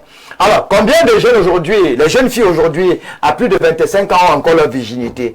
Beaucoup ont donné leur virginité aux rosicruciens, aux francs-maçons. Ça va vite, ça va vite. On se gaspille émotionnellement et on se retrouve dans des histoires à la con. On va voir des partous. La partouze, c'est la sorcellerie. Il faut le savoir. Nous, je suis un prince, je dois vous le dire. Alors, si tu as fait la partouze, ça ne fait pas partie des péchés. Ça fait partie de ce qu'on appelle les abominations. Et l'abomination, Dieu ne pardonne pas. On pardonne les péchés, on ne pardonne pas l'abomination. Parmi les abominations, il y a la partouze, il y a l'homosexualité, linguiste, il y a le fait de voir la nudité de tes parents, etc., etc. Donc, vous qui faites la partouze, linguiste et les histoires à la con, c'est pas bien. Les nudes. Comment quelqu'un peut se filmer et mettre dans les fesses des boucs? Quand on sait que les fesses des boucs, ça pue. Alors, tu prends tes nudes, tu mets à l'intérieur et demain, tu te plains. Non, tu n'auras qu'à te suicider. Parce qu'il ne faut pas croire que quand on se suicide, là, ça va déranger Bertrand Tchenkan. Non, on souffre même déjà. On va prendre la vie chère tout à l'heure. Il faut que certains parlent, que certains vivent. Hein. Donc, il faut comprendre que comme tu as décidé d'être moderne, tu vas souffrir de cette modernité. Et personne n'aura pitié de toi. Donc, ce qu'il va faire, c'est que... On dit que l'appétit vient à manger. Il a commencé, non? Tu vas seulement terminer. La leçon qu'il faut tirer, c'est qu'il ne faut jamais commencer. Parce que comme tu as commencé là, continue. Tu t'es filmé, ça fait... Moi, quand je suis avec une fille, on se retrouve dans un motel. D'ailleurs, même je confisque nos téléphones d'abord. Hein, parce que moi, je n'aime pas les preuves. Oui, parce que moi, ce qui m'a fait entrer dans la communication, c'est quoi? Moi, j'ai toujours voulu être policier. Donc, tu confisques le téléphone de ta copine. Oui, même quand je cause avec, comme je suis marié. Quand je suis avec une fille dehors, j'ai vu de t'envoyer, je t'aime. Je ne veux pas de preuves. Bonjour, Karine. Tu vas voir en vue unique. Oui, on peut se voir en ville parce qu'elle peut t'enregistrer même. Il n'y a rien de chantage. Il n'y a pas de donc, quand tu causes avec une fille, tu vois, il faut pas, même quand vous causez, pas de message. Tu appelles directement. On peut se retrouver, oui, mais il n'y a rien de mauvais là. Bonjour, on peut se retrouver au Carrefour Mélène, oui. C'est là-bas que tu orientes la destination, oui. Pourquoi seulement? Et maintenant, quand vous entrez à l'hôtel, tu prends son téléphone et ta part, tu éteins, tu mets dans ta poche. On ne filme rien, pas de preuves. Et c'est elle qui choisit l'hôtel? Non, il ne faut pas aller là où la femme veut, hein. Ça peut être un piège. C'est toi qui choisis où partir. C'est toi qui commandes, tu es le chef. Donc évitons d'être... Parce qu'il y a des hommes aujourd'hui qui sont même tellement faibles. Il y a même les hommes qui sont devenus les femmes de leurs femmes. Même pour faire la moitié, je monte au-dessus. Donc c'est elle qui commence. On ne monte pas sur moi. Quand tu comprends déjà que tu as une femme toxique ou une copine toxique, fuis les problèmes. Donc là où il est là, il va seulement gérer le retour. Ça ne sera pas facile. Mais après, si aujourd'hui on dit que tu as les nudes. Parce que j'ai un ami, il a dragué une Ivoirienne en ligne. Elle a dit, déshabille-toi, sexe en ligne. Il a aussi fait ça. Merci Bertrand. Quand il a renvoyé son image dans les vraies pénétrations alors que c'était même pas ça. Oh là. Qu'est-ce qu'il a fait? Il a dit que je n'ai même d'abord rien rend-moi star. Publié. Et la police, elle n'a pas publié. Merci Bertrand Tchenkama. Alors, Valérie, nous sommes pas... on a fait Balthazar, hein? Oui. Ce sont des choses d'affaires que nous... Ce sont des trucs qui ne sont pas bien pour l'image de l'Afrique. C'est vrai. Alors, jeune Valérie, nous sommes face à cette situation. Eh bien, vous avez certainement un mot à dire à ce compatriote qui ne sait plus à quel sens se vouer, ne sait plus quoi faire, parce qu'en ce moment, il se retrouve entre le marteau et l'enclume dans cette situation-là où il croyait qu'il donnait de l'argent à sa copine pour aider sa copine à résoudre un problème, mais malheureusement, lui-même, il se retrouve dans le même pétrin parce que sa copine vient lui dire que où tu vois là même tes images, je les ai envoyées, hein, vraiment, des images que tu m'envoyais souvent de temps en temps, je les ai également envoyées, donc il faut, les gars demandent encore plus d'argent. Ok, je n'aurai pas de conseil à donner à ce Camerounais. Il faut être un peu dur de temps en temps. Qu'il assume. Oui. Nous sommes là dans un contexte des effets pervers de la mondialisation. Une mondialisation négative pour nous les Africains. On veut faire comme les Blancs qui ont créé les choses. Et on veut se faire de l'argent facilement. À partir du moment où ce monsieur a constaté au début que c'est comme ça que sa copine se comportait, lui-même, il a décidé de se séparer de cette dernière. Mais je ne comprends pas pourquoi il y a ce revirement. Pourquoi il y a eu ce revirement? Est-ce que la fille est allée attacher l'individu, comme on a l'habitude de dire? Je dis non. Tout part maintenant de nos différentes familles, de nos maisons. C'est la crise de l'éducation, en fait. Cette cupidité de nos jeunes sœurs aujourd'hui qui veulent mener la vie facile à travers les réseaux sociaux et les grandes marques de téléphone qu'on connaît là. Et ça tourne toujours au vinaigre. Ça ne nous surprend pas. Ça ne peut même plus nous surprendre. Il y a une éducation qui se fait à la maison. Il y a une éducation au niveau de l'école, il y a également de l'instruction au niveau de l'école, mais jusque-là, nous ne comprenons toujours pas que dans cette affaire de Internet-là, il y a les dégâts. Et par rapport donc à ces dégâts, comme l'aîné disait tout à l'heure, je ne sais pas comment un jeune comme moi, en pratiquant, n'est-ce pas, cette activité en tenue d'Adam et Ève, je vais prendre un outil, le téléphone, et on me filme. Est-ce qu'il y a encore là un problème de mentalité? Non, que les mamans jouent franchement leur rôle. Peut-être pour voir les performances. Quel genre de performances? Est-ce qu'on a besoin, à partir du téléphone, de revoir ses performances? Hein, monsieur Vianney bien. Si on entre même dans cette affaire d'actes sexuels, débat sexuel, la performance, qui doit la juger? La femme ou bien l'homme? Il y a encore à revoir. Donc je dis à ce Camerounais qu'il assume lui-même et qu'il essaie, n'est-ce pas, de se séparer définitivement de cette fille. Même si ce qui s'est passé là, c'est facile, ce n'est plus facile à dire, comme l'aîné l'a dit tout à l'heure là, il faut qu'il soit accompagné par des psychologues et tout le reste pour qu'il essaie d'oublier, même si c'est pas facile, parce que les erreurs d'aujourd'hui, le futur va nous rattraper. Lorsque on sera grand de mois après demain, on va nous présenter des nuits de cela 10, 15, 20 ans. Quelle image pour les enfants? Discréditer parce qu'il y a une banque de données. Hein. Si demain on veut être président de la République, en bas aux États-Unis d'Amérique, parce qu'il faut savoir que tout ce que nous mettons sur Facebook là, aux États-Unis, il y a une banque de données. En matière de sortir des voilà, alors celui qui va être président de la République, il n'est même pas cohérent. Merci Bertrand Teka. Alors docteur Olemain, on parle bien sûr de cette situation. Je crois que vous n'allez pas être dur envers ce dernier. Toujours dur quand même. Je vais me lui demander aussi, je vais dire qu'il est lâche, parce qu'il devrait également balancer les nuits de la dame. Il se balance. Wow. Oui. Comment ça? Comment ça? Attends. La dame l'a filmé, lui il l'a pas filmé. C'était pas... J'ai pourtant dit que pendant qu'ils étaient en relation, ils se partageaient de temps en temps des images. Voilà leurs débats, ils se les partageaient. Il se partageait. Lui, de son côté, il effaçait. Tu n'as pas fait attention. Mais dommage qu'il effaçait.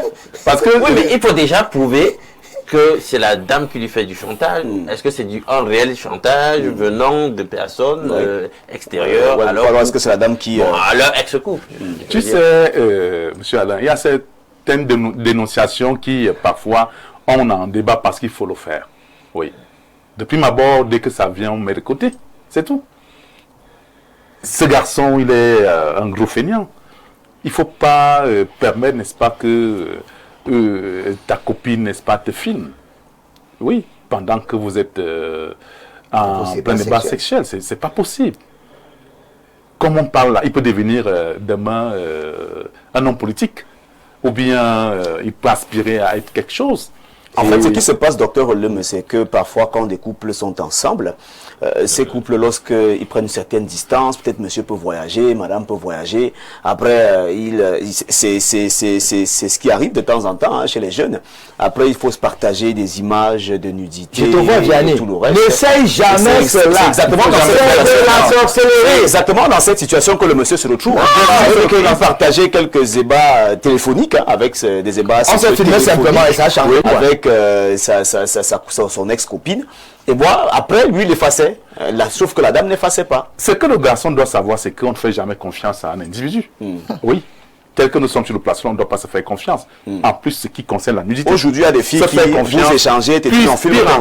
Enlève ton pantalon, tu filmes, tu m'envoies. Pire encore, n'est-ce pas? Vraiment, confiance à une fille. Les garçons sont si forts. Je veux voir ta poitrine. Filme, tu m'envoies. Non, c'est pas possible. Même quand on a eu, n'est-ce pas, des enfants avec une fille quelconque, on ne peut pas lui faire confiance jusqu'à lui offrir, n'est-ce pas, sa nudité. Je n'aime pas les preuves. Ce n'est pas possible. Oui. Donc, il n'y a pas de conseil quelconque à donner, à dire au garçon. D'abord, il a été bête, lui, d'effacer. Il a fait confiance à la dame, sans savoir que oui, plus, si donc on est amoureux, on reste amoureux jusqu'à la fin. Si jamais un jour tu me balances quelque chose, je te dis ok, voilà. J'avais aussi gardé, n'est-ce pas, une image de toi. Je te balance ça aussi. Oui. Quand on va par exemple dans des hôpitaux... Docteur Lemieux, sauf Oui. que dans les nudes en question, la fille est là avec le gars. C'est ça. Quand vous, Bon, la fille avec le gars... Et quand tu parles de ça, on a l'impression que c'est le gars qu'on voit dans les... Si donc la fille avec le gars, où est le problème? Je voulais d'ailleurs dire, quand on va par exemple à Ça fait comment pour être sur la toile? Quand on va à l'hôpital, par exemple, vous arrivez à l'hôpital, toi, tu suivez, comprends une autre... suivez bien, suivez bien. Oui, docteur. Vous arrivez à l'hôpital, vous êtes par exemple le ministre de... vous êtes ministre. Oui, ministre. Vous êtes ministre. Vous êtes ministre. Dès que vous arrivez à l'hôpital, vous n'êtes plus ministre. Vous êtes un patient. Vous êtes un patient. Hein? C'est cette infirmière-là qui vient vous dire, monsieur, faites ceci, faites. Vous le faites. Oui. Avancez, vous avancez. Déshabillez, vous vous déshabillez. Hein? Donc la nudité à ce moment n'en a plus de valeur. Si donc je l'ai fait pendant que j'estimais que c'était un geste d'amour et tout ça. Du plaisir. Mais oui, si je suis avec toi pendant que la dame balance ça, ok, on se voit. Le monde entier nous voit. D'accord, merci. Alors maintenant, Alain Douka, pour chuter, pour mettre un terme à cette rubrique, quel est le conseil que vous donnez à ce compatriote qui a besoin de conseils? Parce qu'il faut le... Non. Tu ne vas pas venir chez moi dire que... Non, je dis ce que tu ne comprends pas. À la fin, tu as dit qu'il a besoin de conseils, donc tout le monde a besoin de conseils à ce gars. Ce que je vais dire, c'est que... Voilà, on comprend, je suis d'accord avec les autres membres du panel pour dire que c'est dangereux ce qu'on fait là avec ces instruments, ces nouvelles, ces technologies de l'information et de la communication, les Android, etc. Je n'ai jamais compris pourquoi les gens se sentent le besoin de filmer effectivement ces moments. On a donc ce que les Camerounais, dans le jargon purement camerounais, appellent le retour. On voit ce que ça produit. Oui. Bien.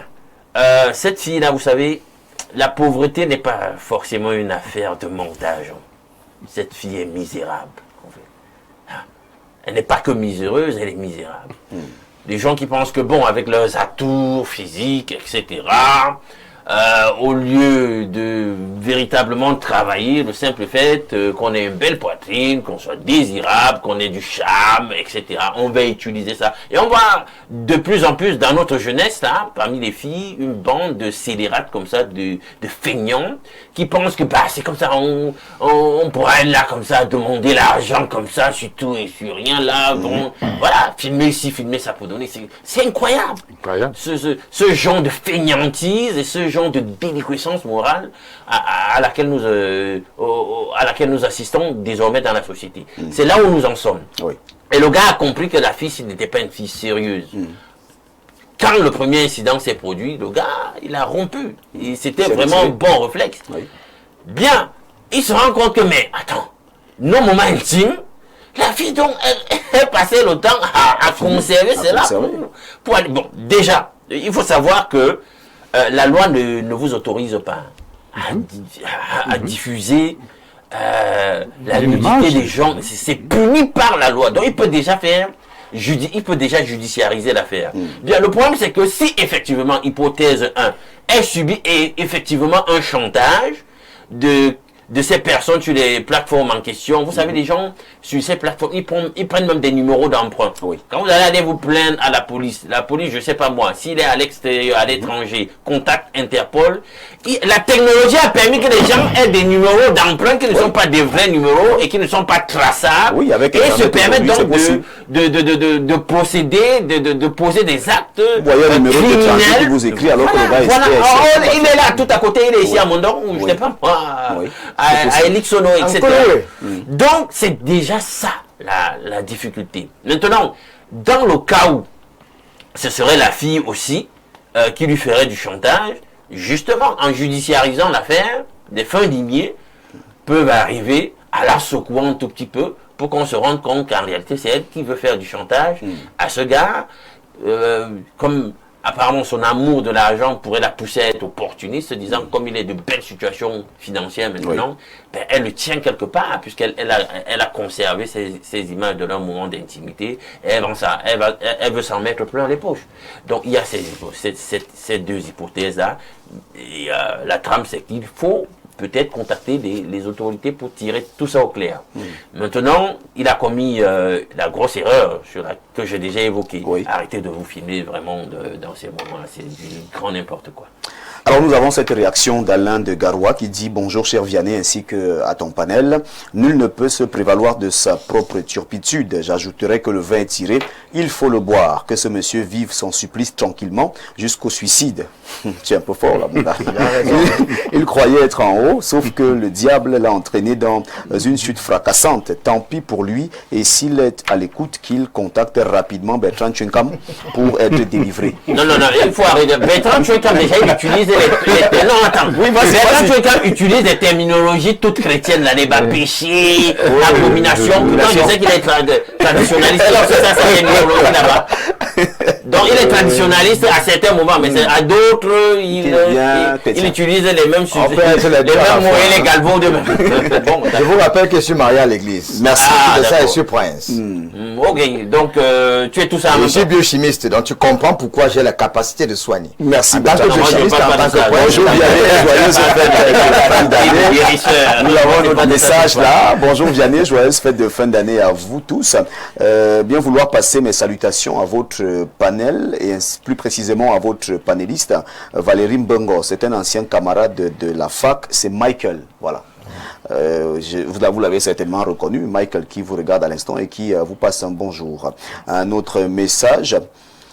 Nous avons notre message là, nous allons le lire. Voilà, bien le bonjour TVB à tout ton panel. Je dirais pour le thème que le pouvoir d'achat des Camerounais ne saurait être proportionnel aux prévisions financières qu'un Camerounais peut faire par rapport aux fêtes de fin d'année, car si on ne peut pas déjà vivre au quotidien décemment avec ce qu'on gagne mensuellement ou journalièrement, comment voulez-vous que le pouvoir d'achat des Camerounais augmente lors des fêtes de fin d'année?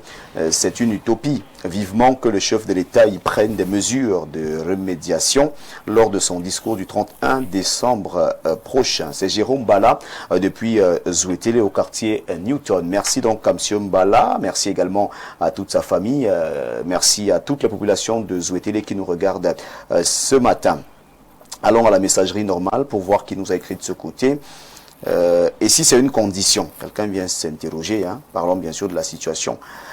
Merci. Alors, mesdames, messieurs, nous poursuivons. Hein. Le temps, nous ne l'avons plus assez. Nous allons immédiatement retrouver le thème, mais certainement juste un petit mot. Hein, comme c'est bien sûr notre psychologue, voilà, juste un petit mot, un dernier mot avant de prendre le thème. Merci beaucoup parce que monsieur Alain Duc s'est intéressé sur pourquoi les fantasmes.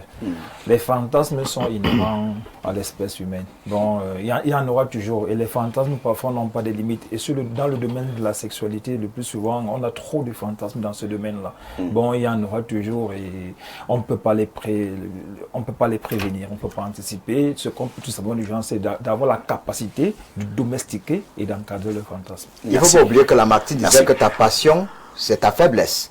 Et le possédant Senghor disait que l'émotion, elle est nègre. Et la raison, elle est Hélène. Il faudrait que les Africains soient de leur puberté et ne soient pas toujours comme des individus. Bertrand Tchenkam, nous restons donc avec vous hein, pour ouvrir ce thème, pouvoir d'achat des Camerounais, les fêtes de fin d'année. Quel regard? Quel regard? Le Cameroun est devenu n'importe quoi. Pourquoi vous le dites? Depuis 2018, on vit l'enfer en un point fini. Tout a augmenté dans nos marchés. Le seul produit qui n'a pas augmenté, c'est le Viagra. Je dis qu'en dehors du Viagra, moi je parle, les téléspectateurs me regardent. Si vous connaissez un seul produit qui a baissé, dites-moi. Le riz, c'était 400 en 2018, aujourd'hui on est à 800. Le pétrole, on est à 650 à l'époque, aujourd'hui on est à 840 francs CFA. Je vous dis bien que tout a augmenté, il n'y a que le Viagra qui a baissé. Le Cameroun, la balance commerciale du Cameroun est déficitaire. Nous sommes l'un des rares pays sur la planète Terre qui ne produisons même pas le simple cuidant. Tu sais que le cuidant que tu utilises chez le vendeur de soya, là, ça vient chez les Chinois. Et le cuidant avec quoi? On fabrique ça avec le bambou de Chine. Ça vient de la Chine. La balance commerciale, c'est quoi? C'est la différence entre les importations et les exportations. Le président de la République lui-même avait reconnu. Nous produisons ce que nous ne consommons pas, nous consommons ce que nous ne produisons pas. Qu'est-ce qui peut expliquer le fait que le monde entier, tout le monde sait que le prix du baril du pétrole a chuté? Le pétrole a baissé partout, même au Gabon. Mais pourquoi au Cameroun, le pétrole n'a pas chuté et que le prix soit resté là? Parce que le pétrole est à la base de tout. Si le prix du pétrole est resté à 800 et poussières de francs CFA, vous voulez qu'est-ce qui baisse au marché?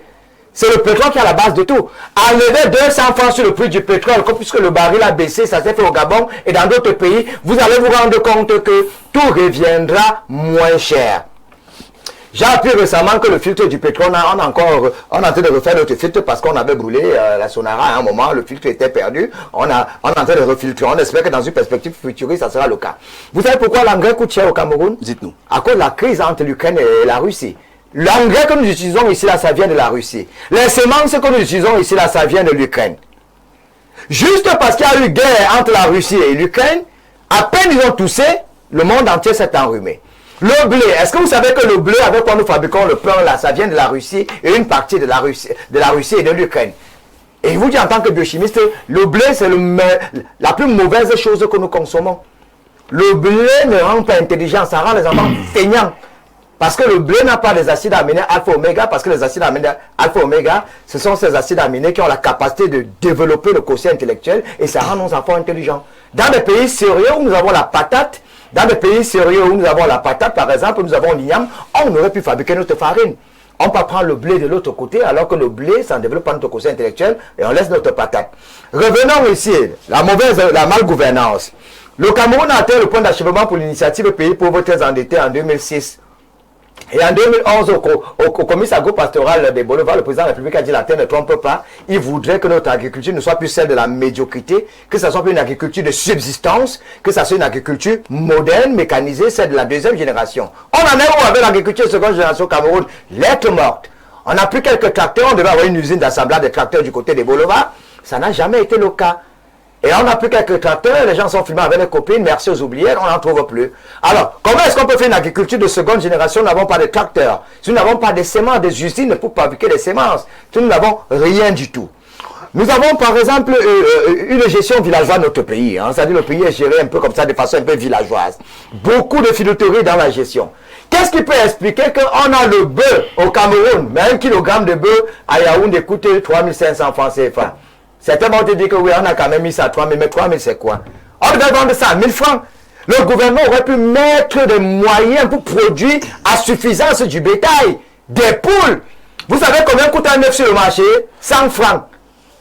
Le gouvernement de Yaoundé, si on avait encore des gens intelligents dans notre pays, on aurait pu faire... Les gens font quoi en prison? À partir là-bas, est-ce que vous savez que le Japon n'a pas de terre fertile, mais les Japonais n'ont pas faim? La terre du Japon est fébrile et stérile, la belle histoire de Nagasaki, Hiroshima. Mais qu'est-ce qui fait en sorte qu'au Japon on n'est pas faim? Mais au Cameroun on a faim, alors qu'on a partout des terres arabes fertiles, on aurait pu aller dans le Mbam, cultiver l'ananas n'en point fini, prendre des prisonniers, tu as 20 ans de prison, non, oui, travaux forcés, 5 ans. C'est-à-dire, le gouvernement se lance dans l'agriculture. Si nous n'avons pas de route, nous avons encore l'essence qui coûte cher. Comment est-ce qu'on va pouvoir arriver à Yaoundé? Il y a des bananes qui pourrissent ailleurs. Parce qu'on ne prévoit pas, parce que gérer c'est prévoir. On a encore des gens ici qui n'ont rien compris du tout. Regardez un peu les salaires. On a des salaires. Nous n'avons pas de salaire au Cameroun. Moi j'ai la voisine là, celle qui enseigne ma fille à l'école. Elle veut son goûter au quotidien. La maîtresse. Quand vous donnez 50 000 francs CFA à une maîtresse qui veut les goûter, l'anniversaire de Sabine, on vient donner 2 000 francs, on donne. Elle devient escroc. Parce qu'elle doit vivre avec... Ici, dans un quartier huppé de la ville de Yaoundé, où le dernier studio, c'est 75 000 francs CFA. Alors, celle-là, elle gagne 50 000 francs CFA. Ça veut dire que même les logements sociaux, ce n'est pas pour les pauvres. En France, par exemple, quand tu entends dire HLM, il a été à Paris. Vous savez, quand on dit logements sociaux, les HLM, c'est pour les pauvres, les paysans. On construit les bâtiments de 10 niveaux pour prendre les derniers de la société pour être recasés. Mais chez nous, quand on a les logements sociaux, c'est pour les qui? Les directeurs qui ont pillé les caisses d'État, c'est encore eux qui ont les logements sociaux. Donc c'est une mauvaise politique. Et le régime de Yaoundé, si ça dépendait de moi, Bertrand Tchekap, humblement, on devait déposer au tablier et dire qu'on a échoué. Parce qu'on n'a pas une politique avant-gardiste. On a tout. L'Italie a quoi? Vous savez que les Italiens ne vivent que du spaghetti et des ingénieurs. Moi, on est dans un pays où les gens ont des salaires de misère. Le plus petit SMIC en Afrique centrale. Un SMIC de 46 000. 46 000, ça ne loue même pas une chambre moderne. 46 000. Le sac de riz, ça coûte combien? Vous savez que le riz, c'est la nourriture des paysans. L'État aurait pu investir dans le riz, produire de façon exponentielle. Parce que quand tu ne manges pas le riz, ça veut dire que tu survis. J'ai vu des gens s'aligner chez moi pour manger du riz. Il y a des gens qui ne mangent le riz que le jour de Noël. Nous prenons le riz que je ne vais pas citer le pays, pour amener dans ce pays, en tant que document, ce riz parfumé, effeuillé, caramélisé, brûlé, désintégré, ça nous expose aux problèmes d'infertilité, ça nous expose au cancer, alors qu'on a le bon riz, qu'on ne valorise pas sciemment. Merci Bertrand Chenkam, vous regardez bien sûr avec... L'Iran avait déjà produit un truc là sur l'huile. Vous savez que l'huile rouge... Bertrand Chenkam, vous regardez vraiment avec la loupe.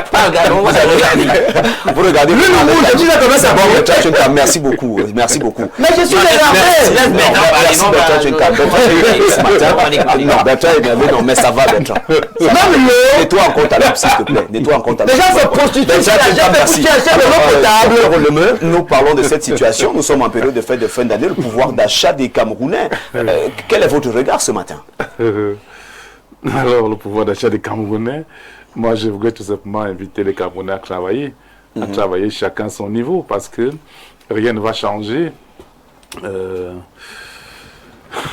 Pourquoi vous dites que rien ne va changer? Rien ne va changer, rien ne va changer. Le poisson pourrit par la tête.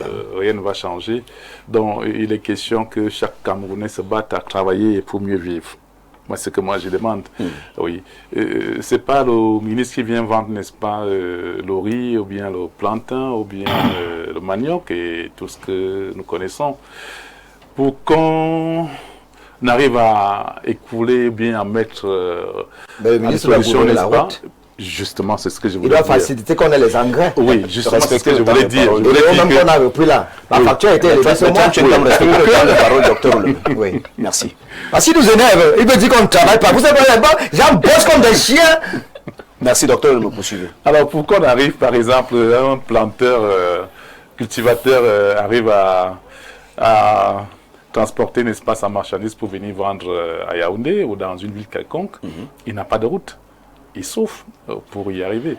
Et maintenant, parfois même, ce n'est pas lui qui vend.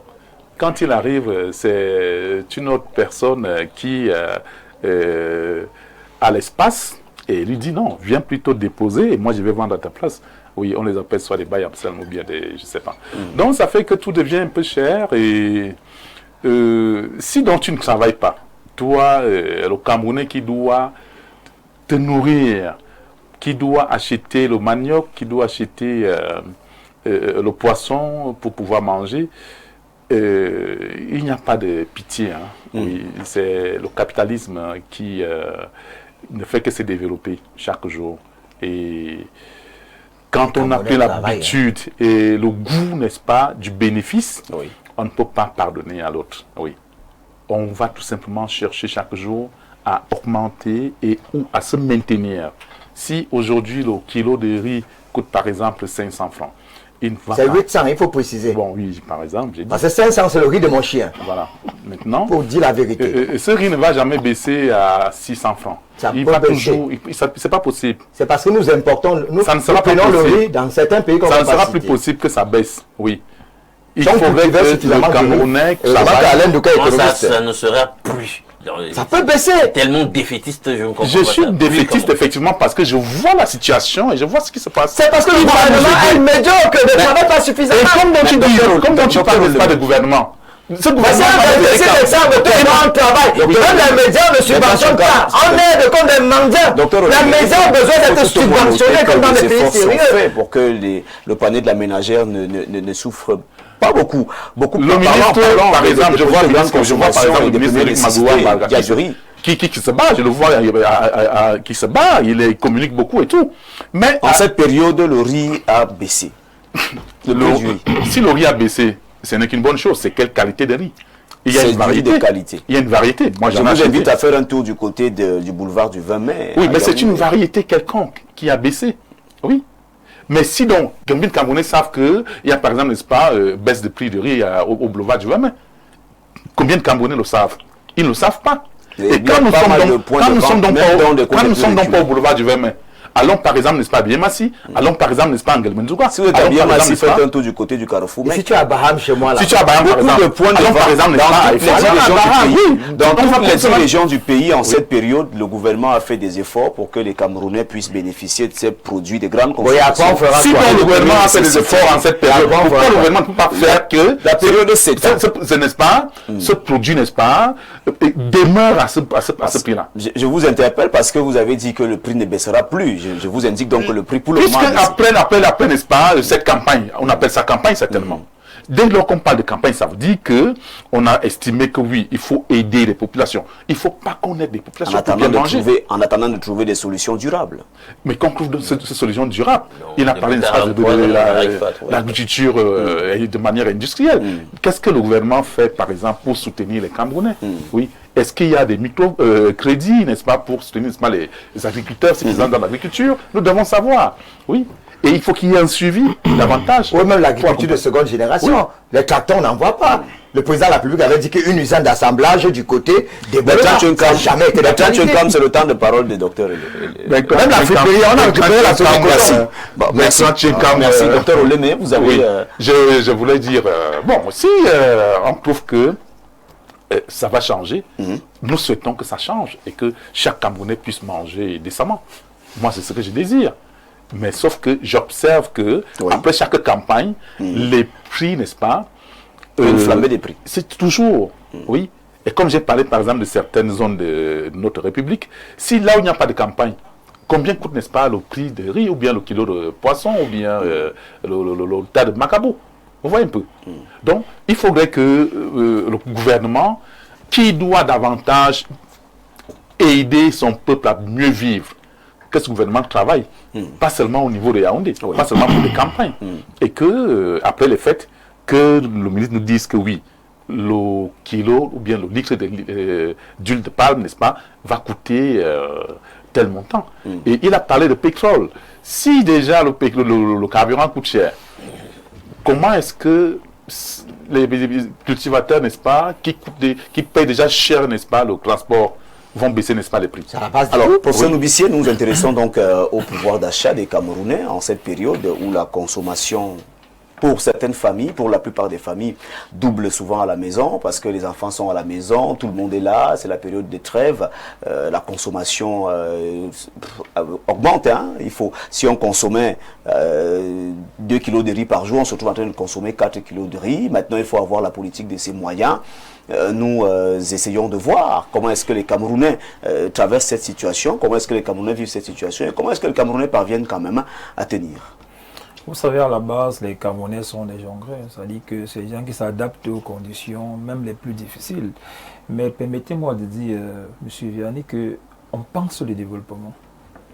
Et on se donne les moyens pour atteindre le niveau de développement qu'on s'est imposé. On a l'impression que nous cessons de penser le développement, on se surprend.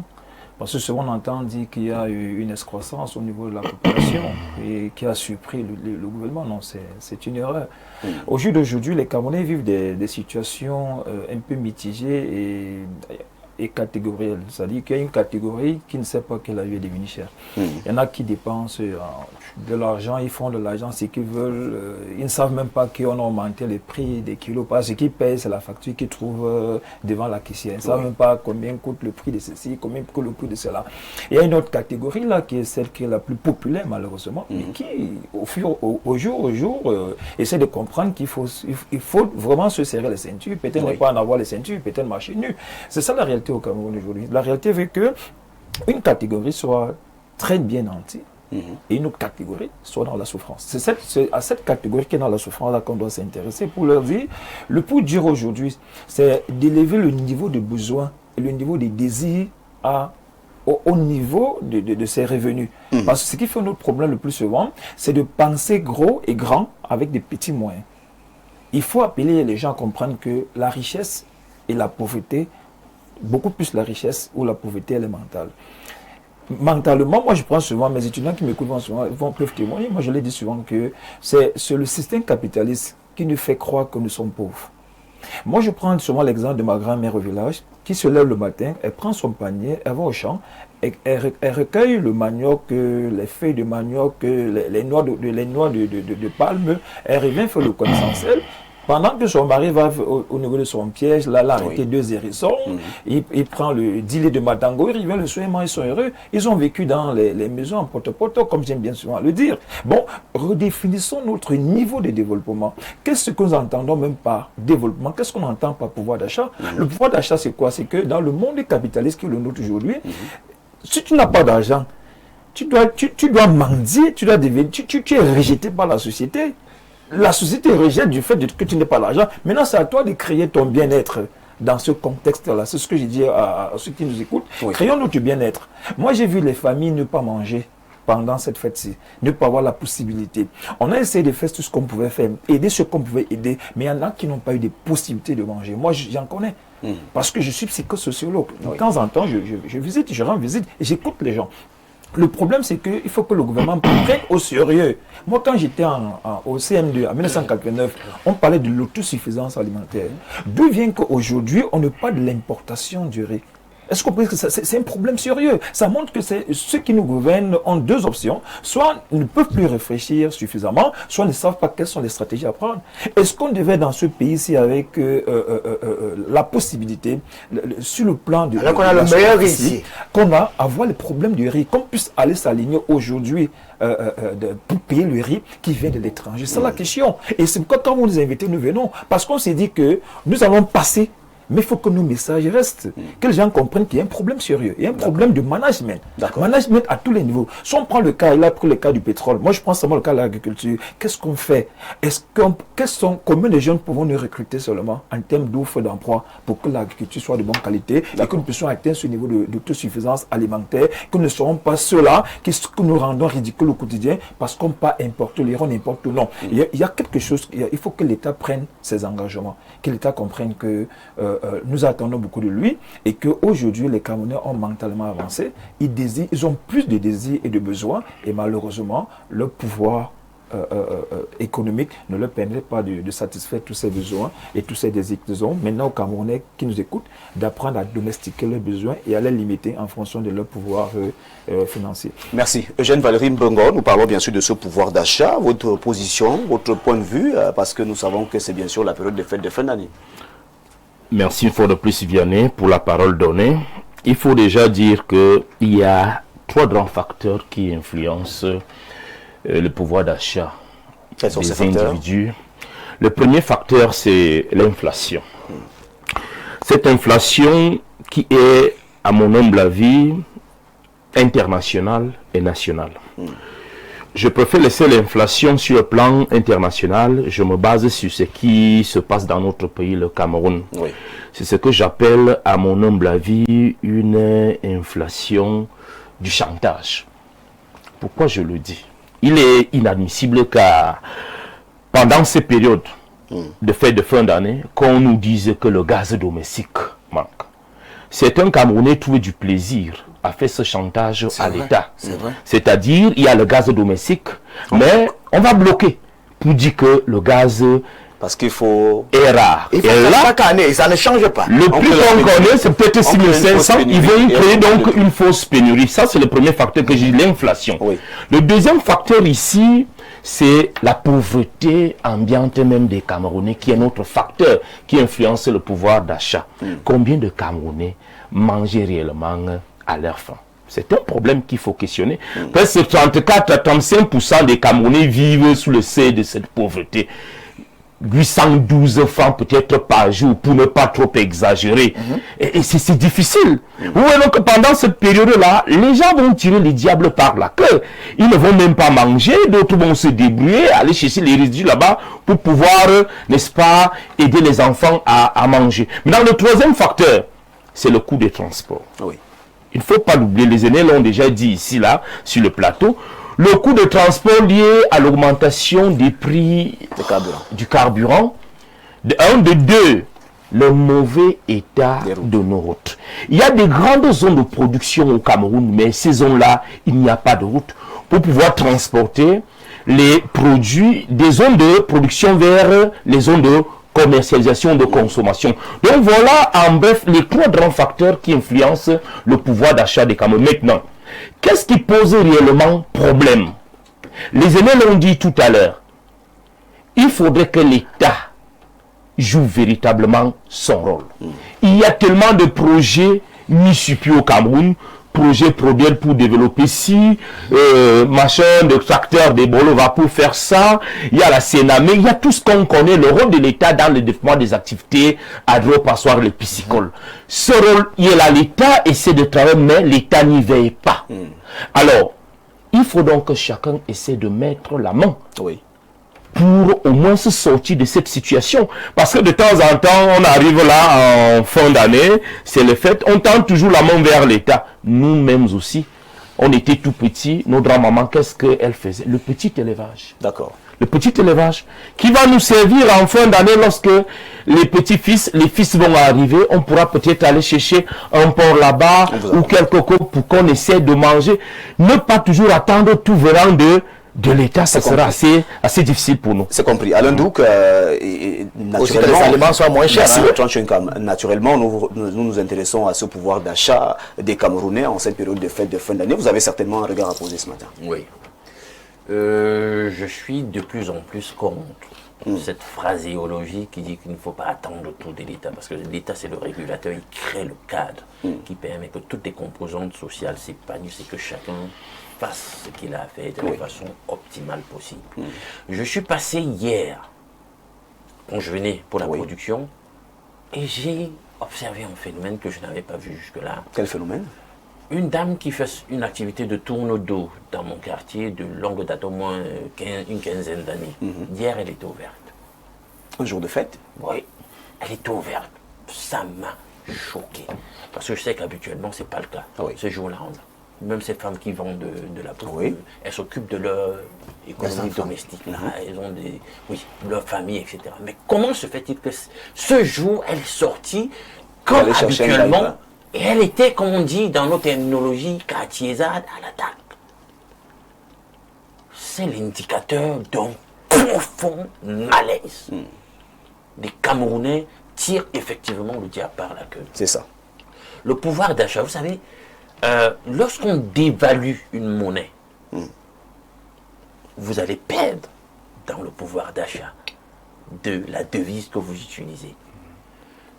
Nous sommes là depuis les années 90, où nous avons subi une double dévaluation. Il n'y a pas eu de nouvelle dévaluation, mais nous subissons sur le plan économique quasiment une espèce de phénomène qu'on pourrait coupler ou qu'on pourrait apparenter à une dévaluation. Pourquoi? Parce que en dépit, même quand il n'y a pas d'évaluation, s'il y a augmentation du niveau général des prix, ce qu'on appelle l'inflation, ça produit le même effet sur la qualité de vie, sur vos revenus, qu'une dévaluation. Or, c'est ce que les Camerounais sont depuis en train de vivre.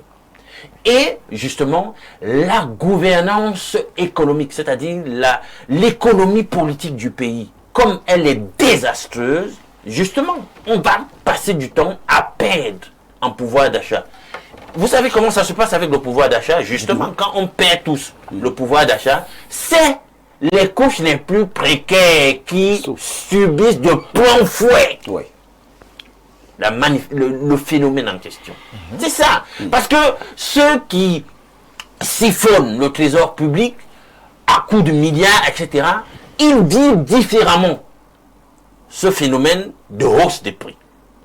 Ils peuvent se permettre un certain nombre de choses, ils ont un fort pouvoir d'achat, mais la classe moyenne va être ramenée vers une classe à un niveau précaire, et les précaires seront dans un misérabilisme indescriptible. Ça veut donc dire que si on ne change pas l'économie politique du pays, c'est tout le monde qui va passer en réalité le temps à descendre vers le bas. La misère sera plus marquée. Et c'est pour cela donc on n'est pas surpris des notes des institutions de Bretton Woods sur l'évolution de la pauvreté au niveau du pays. Ce n'est pas reluisant. Alors, vous allez donc résoudre le problème du pouvoir d'achat en permettant aux Camerounais d'avoir un niveau de revenu décent. Quelle est la structuration des salaires? Quand vous avez un SMIC qui est à 45 000, au regard du niveau général des prix qui n'arrête pas de flamber, vous voulez qu'un Camerounais vive comment? C'est suicidaire. Donc c'est un chaos contrôlé. C'est comme ça que moi j'appelle ça le chaos contrôlé. Bien. Il faut changer la grille des salaires d'un certain nombre de personnel. Pour la changer, il faudrait donc que vous ayez des revenus. Or, vous n'arrivez pas à produire des devises au travers d'une activité productive nationale qui vous permettent de glaner des devises au niveau du marché international. Vous êtes plutôt extraverti. Le peu de devises que vous avez, vous les perdez pour l'acquisition de biens que d'autres produisent. Et vous assurez la saignée de la balance de paiement. Ajoutez à cela, parce que dans le phénomène en question, ajoutez à cela, il faut ajouter le niveau d'imposition. C'est-à-dire que voilà des gens, le niveau de revenu n'est même pas déjà bien, et puis le prix est élevé, et on passe au temps à les pressurer par une taxation excessive. C'est la mort. Le pays ne ramène rien. On n'est pas en train de structurer l'économie, le système économique dans le sens d'un ancrage d'un tissu industriel fort qui permet de créer des plus-values et nous ramener des devises. On est là, on passe autant plutôt par nos achats à l'étranger à donner des devises aux gens et nous, à nous mettre sur le fil du rasoir sur le plan budgétaire. Ça crée un mauvais état de santé qui fera qu'à la longue, il n'y aura absolument pas de pouvoir d'achat. Si on continue avec la même gouvernance économique, c'est pas possible. On s'enfonce. Ça ne va pas donner du tout. D'accord. Vous savez, au niveau primaire, il faut donner les moyens aux gens de produire. Donc il faut une belle vision politique et économique du développement du pays à partir de la base. Le secteur primaire, on a de l'espace, on a des terres, on peut dynamiser notre agriculture. Il faut se donner les moyens, mais vous allez donc voir que les projets ne sont pas maturés. Quand on a un projet, il reste sur le papier. Les infrastructures de base qui permettraient de dynamiser le secteur en question n'existe pas. Les populations continuent de vivre comme au Moyen-Âge. Elles arrivent même pour le peu de moyens qu'elles ont à produire quelque chose et n'ont pas les infrastructures qui permettent d'évacuer les produits vers les grandes agglomérations. Vous voyez, ça pourrit là-bas. Or, là-bas, dans l'arrière-pays, les gens d'eux-mêmes n'ont pas un pouvoir d'achat élevé. Ils n'arrivent donc pas à être suffisamment rémunérés pour leurs efforts. Ça ne donne absolument pas. Les routes sont bousillées. On fait comment? Si les gens passent le temps à détourner une route, on ne la fait pas selon les standards. Le système une des fonctions fondamentales de la gouvernance, c'est le contrôle. Si vous n'arrivez pas à contrôler quand l'argent sort, qui a fait quoi? C'est une gouvernance par embuscade. Donc, vous voyez donc que c'est tout le système qui ne fonctionne pas et le pouvoir d'achat n'en sort pas bien. Merci. Il faut éviter de réagir. Nous voudrons être dans un pays où le gouvernement agit, terminé pour dans un pays où on réagit. On va se retrouver lundi, Bertrand Tchekam certainement. Et nous sortons avec cet avis de recherche. Ngono Agnès, disparu depuis le 24 décembre 2025. Si vous l'avez aperçu quelque part, n'hésitez surtout pas à contacter les numéros de téléphone qui s'affichent à l'instant au bas de l'écran, 694 28 83 56, 673 26 84 51 et le 699 49 40 57. Ngono Agnès, disparu depuis le 24 décembre 2025. Mesdames, Messieurs, c'est avec cet avis de recherche que nous mettons donc un terme à ce programme. Merci d'avoir été des nôtres jusqu'à 7 heures. Nous vous donnons rendez-vous lundi et nous allons vous demander de passer un très bon week-end. Surtout, restez en très bonne compagnie de nos programmes qui se poursuivent sur Info TV.